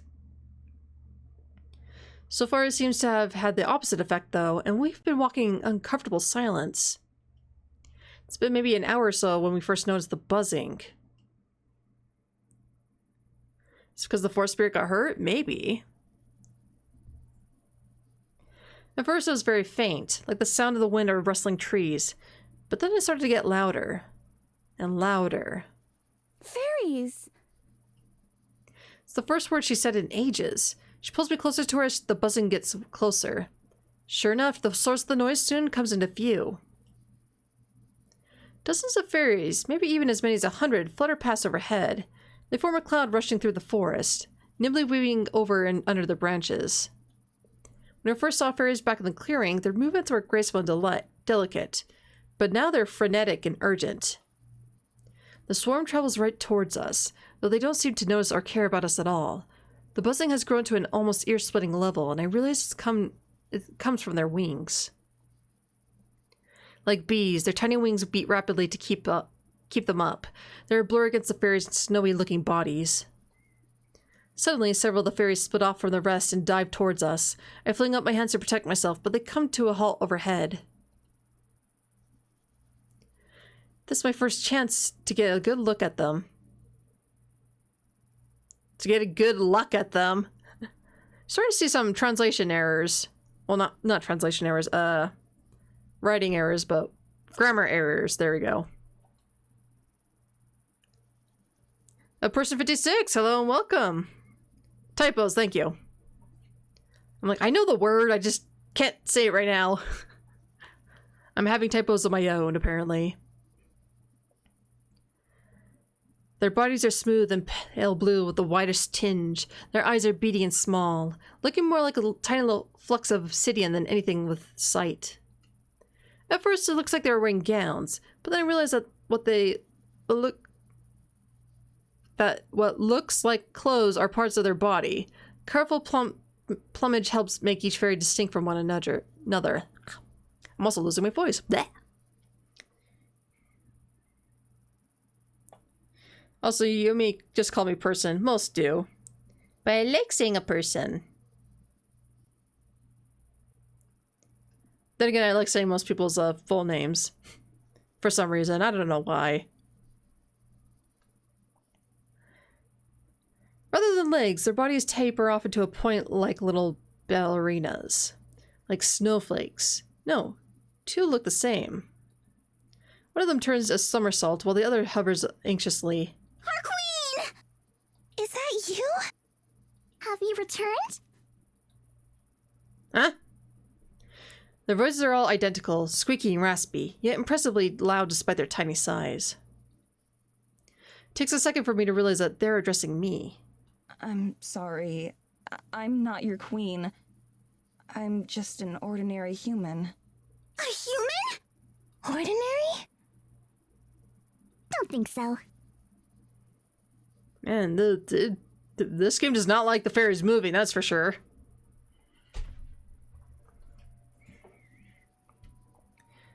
They're crowded in a little bit closer, their fingers grabbing the empty air as if to pick me up and carry me away. I take a step backwards, and Abigail's still holding tight to my arm, but the fairies just creeping even closer. Their wings beat hummingbird fast, distractingly loud. I promise, I'm just a regular person. You're mistaken if you think I'm your queen. A mistake? Have you seen her? We've been looking.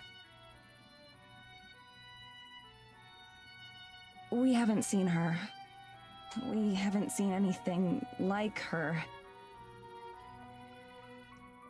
I have no idea what a fairy queen looks like, but I'm sure I haven't seen anything that fits the description.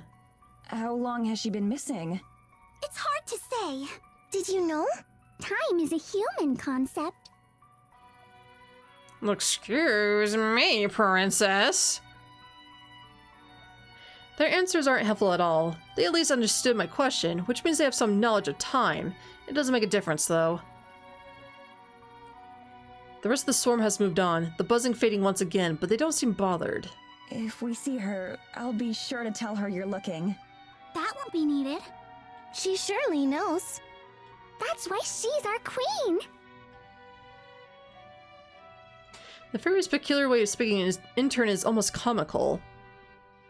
Since they haven't left us alone yet, I assume they're still expecting or hoping for something. I'm a little afraid to find out what. Do the three of you have names? We don't. We have no need. Names are for humans, too. They all nodded in unison. Given how everything else about them seems to be insect-like, I just assume that they have a hive mind of sorts. It would fit with everything else I know about the forest. Getting a bit tired of all the different networks and connections. It's silly, but it feels like a little like not knowing the password to a friend's Wi-Fi. To help keep them straight in my mind, oh shit, I give each of them a name. The one with the purple flower is Hay, Anon has the blonde hair, and the last one is Frio.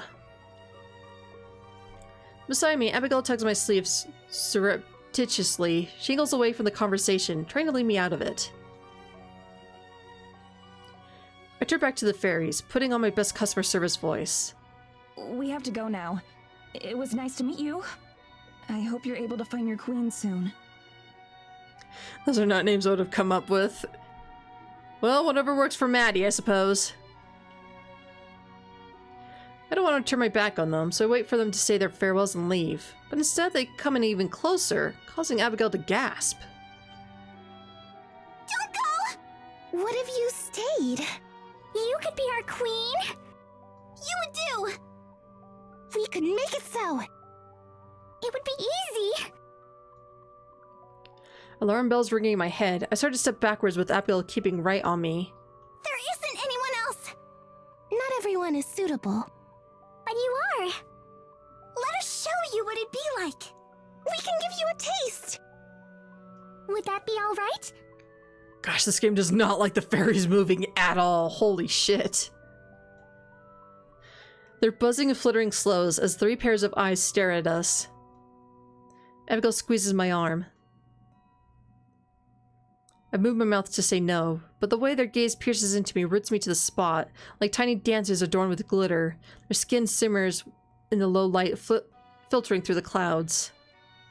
Oh, this looks a little bit better. So why is it when they're like tiny, it just does not want to work? Huh, kind of weird. Madison, come on, let's go. But I can't. Or rather, I don't want to. Not yet. What if they know something useful, Abigail? We know lots of things. Secret things, clever things. We can know you, too. They're pests. Their buzzing's a little too loud and their voices a little too shrill, but... You don't belong here. We can tell. But wouldn't you like to belong? They creep a little bit closer, in a synchronized motion. They're close enough now that I could reach out and grab one if I wanted to, or slap them away. I don't, though. A place to belong. Could they really offer that? What exactly do you mean? I can feel Abigail's grip tighten around my coat, but she doesn't say anything. Sensing an opening, the fairies circle dizzyingly around our heads. The forest doesn't reject you. But it doesn't accept you either. We could change that, though. Whatever it is you want! whatever you're searching for, if you help us. Wouldn't you like that? With the jolt, I turn to face Abigail. I'm sure she knows what I'm thinking. Whatever I want, there's only one thing. The violet flower one is the cutest one in my opinion. Freedom. Abigail stares back at me for a moment, then presses herself against me. Looking up the fairies, I nod. Okay. Just a taste.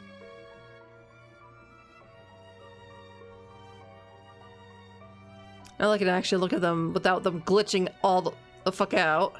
Yeah, they're not bad. But I do like the one on the other end, her wings. Like, they're big, but they're, like, empty inside. Or nothing in between them. Looks kind of cool. Anyway. Excited, they dive downwards until they are level with my face. Abigail cringes, but doesn't let go. As one, the fairies close in, placing their hands on my face like they're checking my temperature. Their hands are frigid, painfully so. It's amplified by the fact that I haven't felt cold in days. My hands jerk upwards out of instinct, ready to pry them away, but I don't. Then, one of the fairies moves their hand to cover my lips. One covers my ears and the other covers my eyes. For a split second, I feel like I'm falling through the air. And then it all hits me. All I see is black. I'm alone. And yet, hundreds of presences flood my consciousness all at once. I can tell they're the fairies, but I don't know how I can tell. I'm bombarded by their awareness like tiny darts, not using words or thoughts or intentions, but just feeling. They're somehow distant, as if behind a wall, but so present. I try to find the semi-familiar presences of Hay, Frio, and Anon, but they're indistinguishable from the rest. There's no individuality, no sense of identity at all. They're just the fairies as a whole. But I can feel what they're feeling. Panic and anger and hurt all churned together. The feeling of being lost, of not knowing where to go or what to do, but not being able to sit still. Though I can't tie it to any particular memory or event, the feeling hits me so strongly, so undiluted that I think I might cry. I can feel that they've been scared by something, but I don't know what that something is.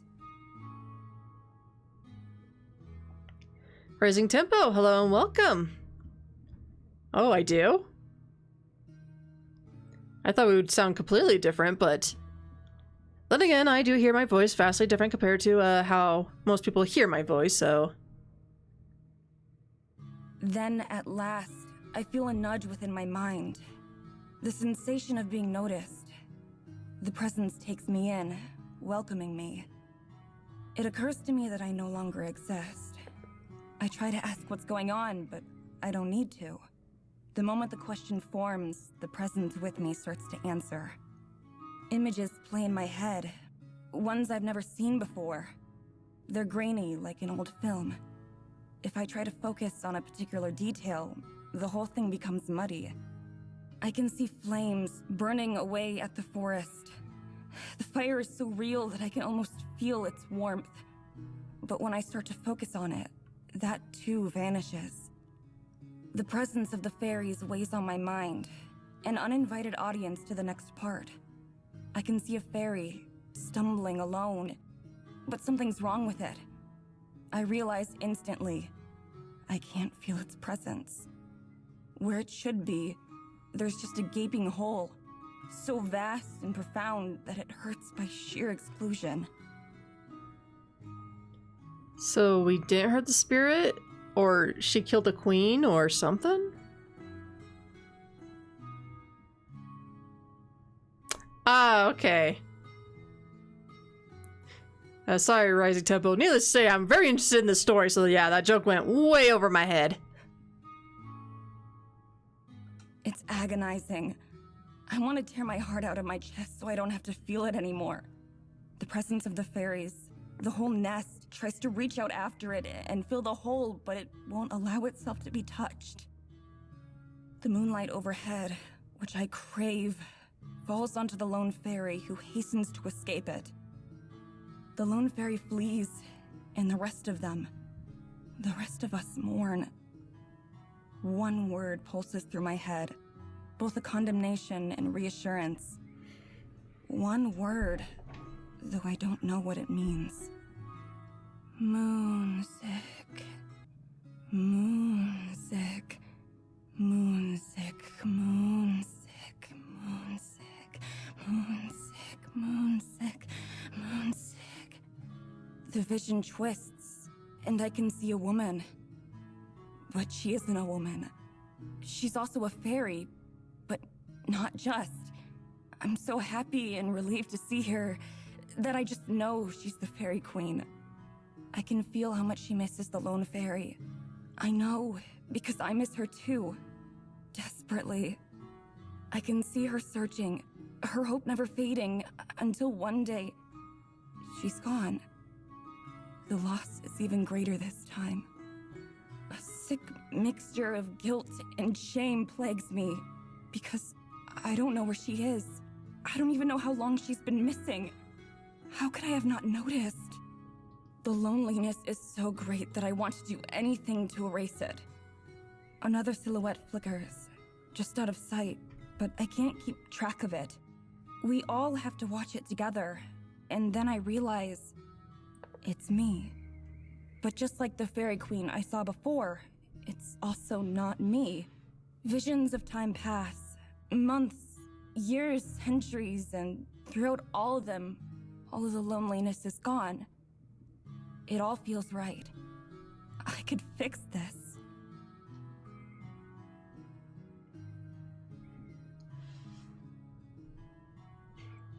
The furries remove their hands from me, and I burst back into the real world with a mighty gasp for air. Madison, are you alright? The fairies start back up, away from the furious glare that Abigail gives them. All I can feel now is her hand clutching me, and I put my arm on her shoulder for support. My head spins, and for a second I think I might fall over. The dizzy spell passes soon. Once I'm confident I'm not going to collapse, I nod. I'm fine. How long was I out? Abigail's face flickers into a look of confusion. She presses her hand to my forehead. Out? I didn't think they'd even begun. What? I watch the fairies, struggling to comprehend how so much could have happened in an instant like that. There's no way. We told you, didn't we? We aren't bound by time. Join us and you won't be either. Now that you've seen, and now that you've felt, will you join us? Eyes wide, Abigail looks up at me. She doesn't have anything to say. She doesn't have to say anything for me to know she's begging me to decline. I wish you could have felt how warm it was. How nice it was to belong like that. Yet at the same time, it feels like a distant dream now. Something detached and fading. I try to remember the sensation, but I can't. It's water slipping through my fingers. It seems so real, but it wasn't. It was only a second. I can't send my life away to the fairies for 1 second of visions, no matter how right it felt, no matter how comfortable. I'm sure that I was just seeing what they wanted me to see. I smile at Abigail and then shake my head, rejecting the fairies. I'm sorry, but I can't.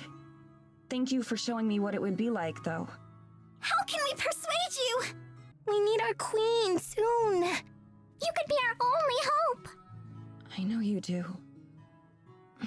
But I'm sorry. That just can't be me. We hope you'll change your mind. We'll be waiting for you. We'll be waiting for a queen.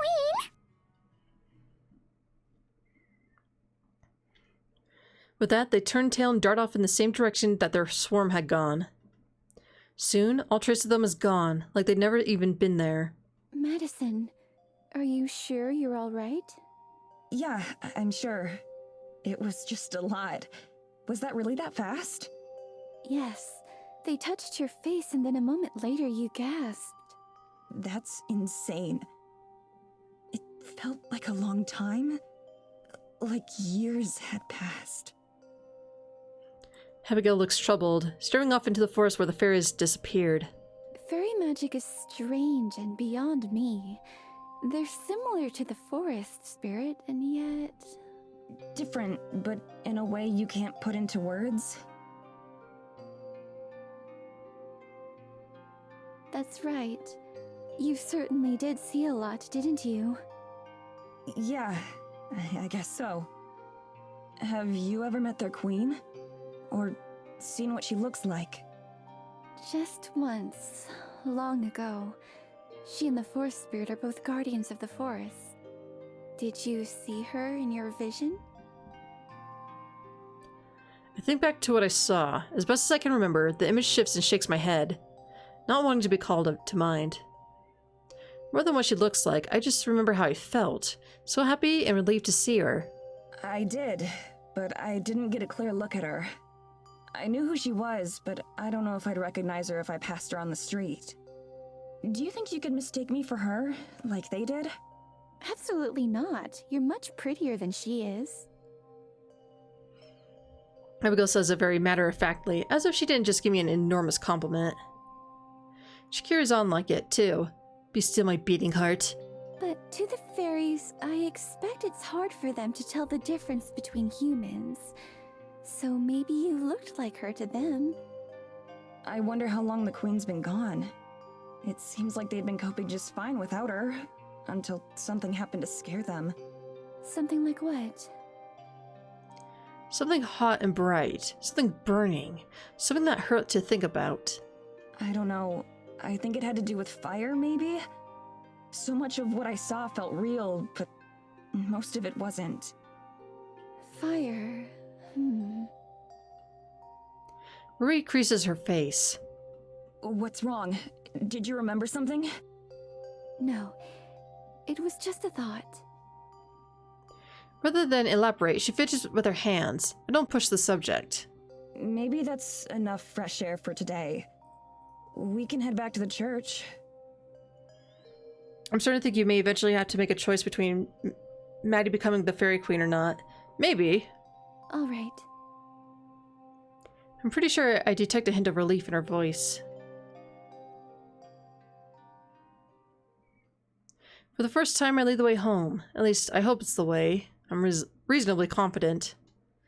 At my side, Abigail remains quiet and lost in her thoughts. With one hand, she clings limply to my sleeve, trusting my navigation. I don't disturb her. Instead of concentrating on remembering the path, it's to challenge myself. I'm sure that, if necessary, Abigail would be able to lead us home from anywhere. Still, I'm getting to fear that I've led us astray when the grim walls of the church start coming into view. A mixture of relief and pride follows through me. It's also a little bittersweet. I've come to think of the church as home, even though I never felt that way about the cabin. Despite the fact that the concept of home is just a formality now, surrounding ourselves with walls and a roof doesn't change a whole lot. Clouds are beginning to settle overhead, muting the daylight and making everything murky. Feels fitting for the mood. Abigail speeds up a bit as we reach the doors, and she's the first one inside. She sits down on one of the benches, fatigued. Mind if I join you? I gesture at the open spot beside her. Please do. Wordlessly, she rests her head against my shoulder. Headache still? She nods. I'm afraid so. Our encounter there sure didn't help. I'm sure. They give me a headache of sorts, too. More of a notion that I can't get out of my head. The fairy's outstanding offer sits with me. As hard as I try, I can't fully push the idea away. If there isn't any other way out of this, then maybe being a fairy queen would be preferable to just being a normal ghost, as long as I could still have Abigail with me. That's a last resort, though, because for as long as I can, I have to hold out hope that things can just go back to normal, that Tara and I can leave Eisenville the same way we arrived, and that we could take Abigail with us. Beside me, Abigail shifts her head just a little. I'm sorry. Am I bothering you like this? Not at all. I wonder if she's close enough to hear my heart beating. Maybe it can't always be like this, but just for now, it's alright. Although it's been a couple of days since we met the fairies, they made their offer, I haven't been able to get it out of my head.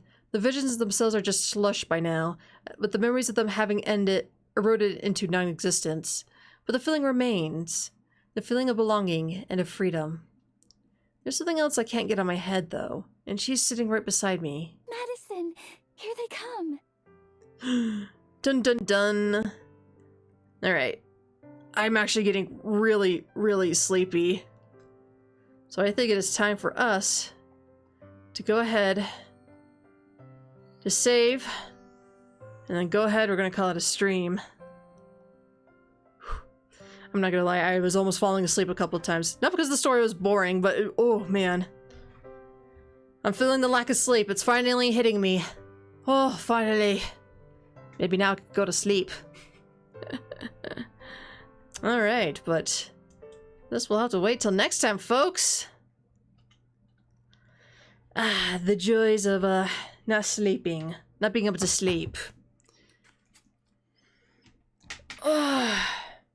It's a little bit earlier than I anticipated and was hoping for, but, well, like I said, the seas are hitting me. Oh. Alrighty, folks. Alrighty, well. A little bit of Doom, a little bit of Heart of the Woods, making some pretty decent progress on both sides, and that makes me a very happy camper. And of course, next time we'll make even more progress. I don't think on Saturday we'll be able to beat Doom Eternal. That seems a little too much. But maybe Sunday we can try to make a little push for... Or not Sunday. Monday we can try to make a little push for Doom Eternal. See if we can get that bad boy beaten once and for all. As for Heart of the Woods, I'm not too sure. I would like to try to beat it, but... The only long play I could find on YouTube was a couple of parts from this one person, and they never actually finished it. So... If once we beat the game, I guess I'm the only one who has ever, like, completed this game on YouTube. But, it's whatever. So, it's a guessing game at this point when we're gonna finish that game. Oh, it may be super long. It could be. It could be. I thought it was kind of a short game, but not so much anymore. But, hey, I'm enjoying it. I'm liking it. It's pretty cool. So... But we'll have to enjoy more of the coolness of the story next time. But until then, folks, thank you so much for tuning in. Really do appreciate it. Have a good night. And of course, hope to catch you all next time.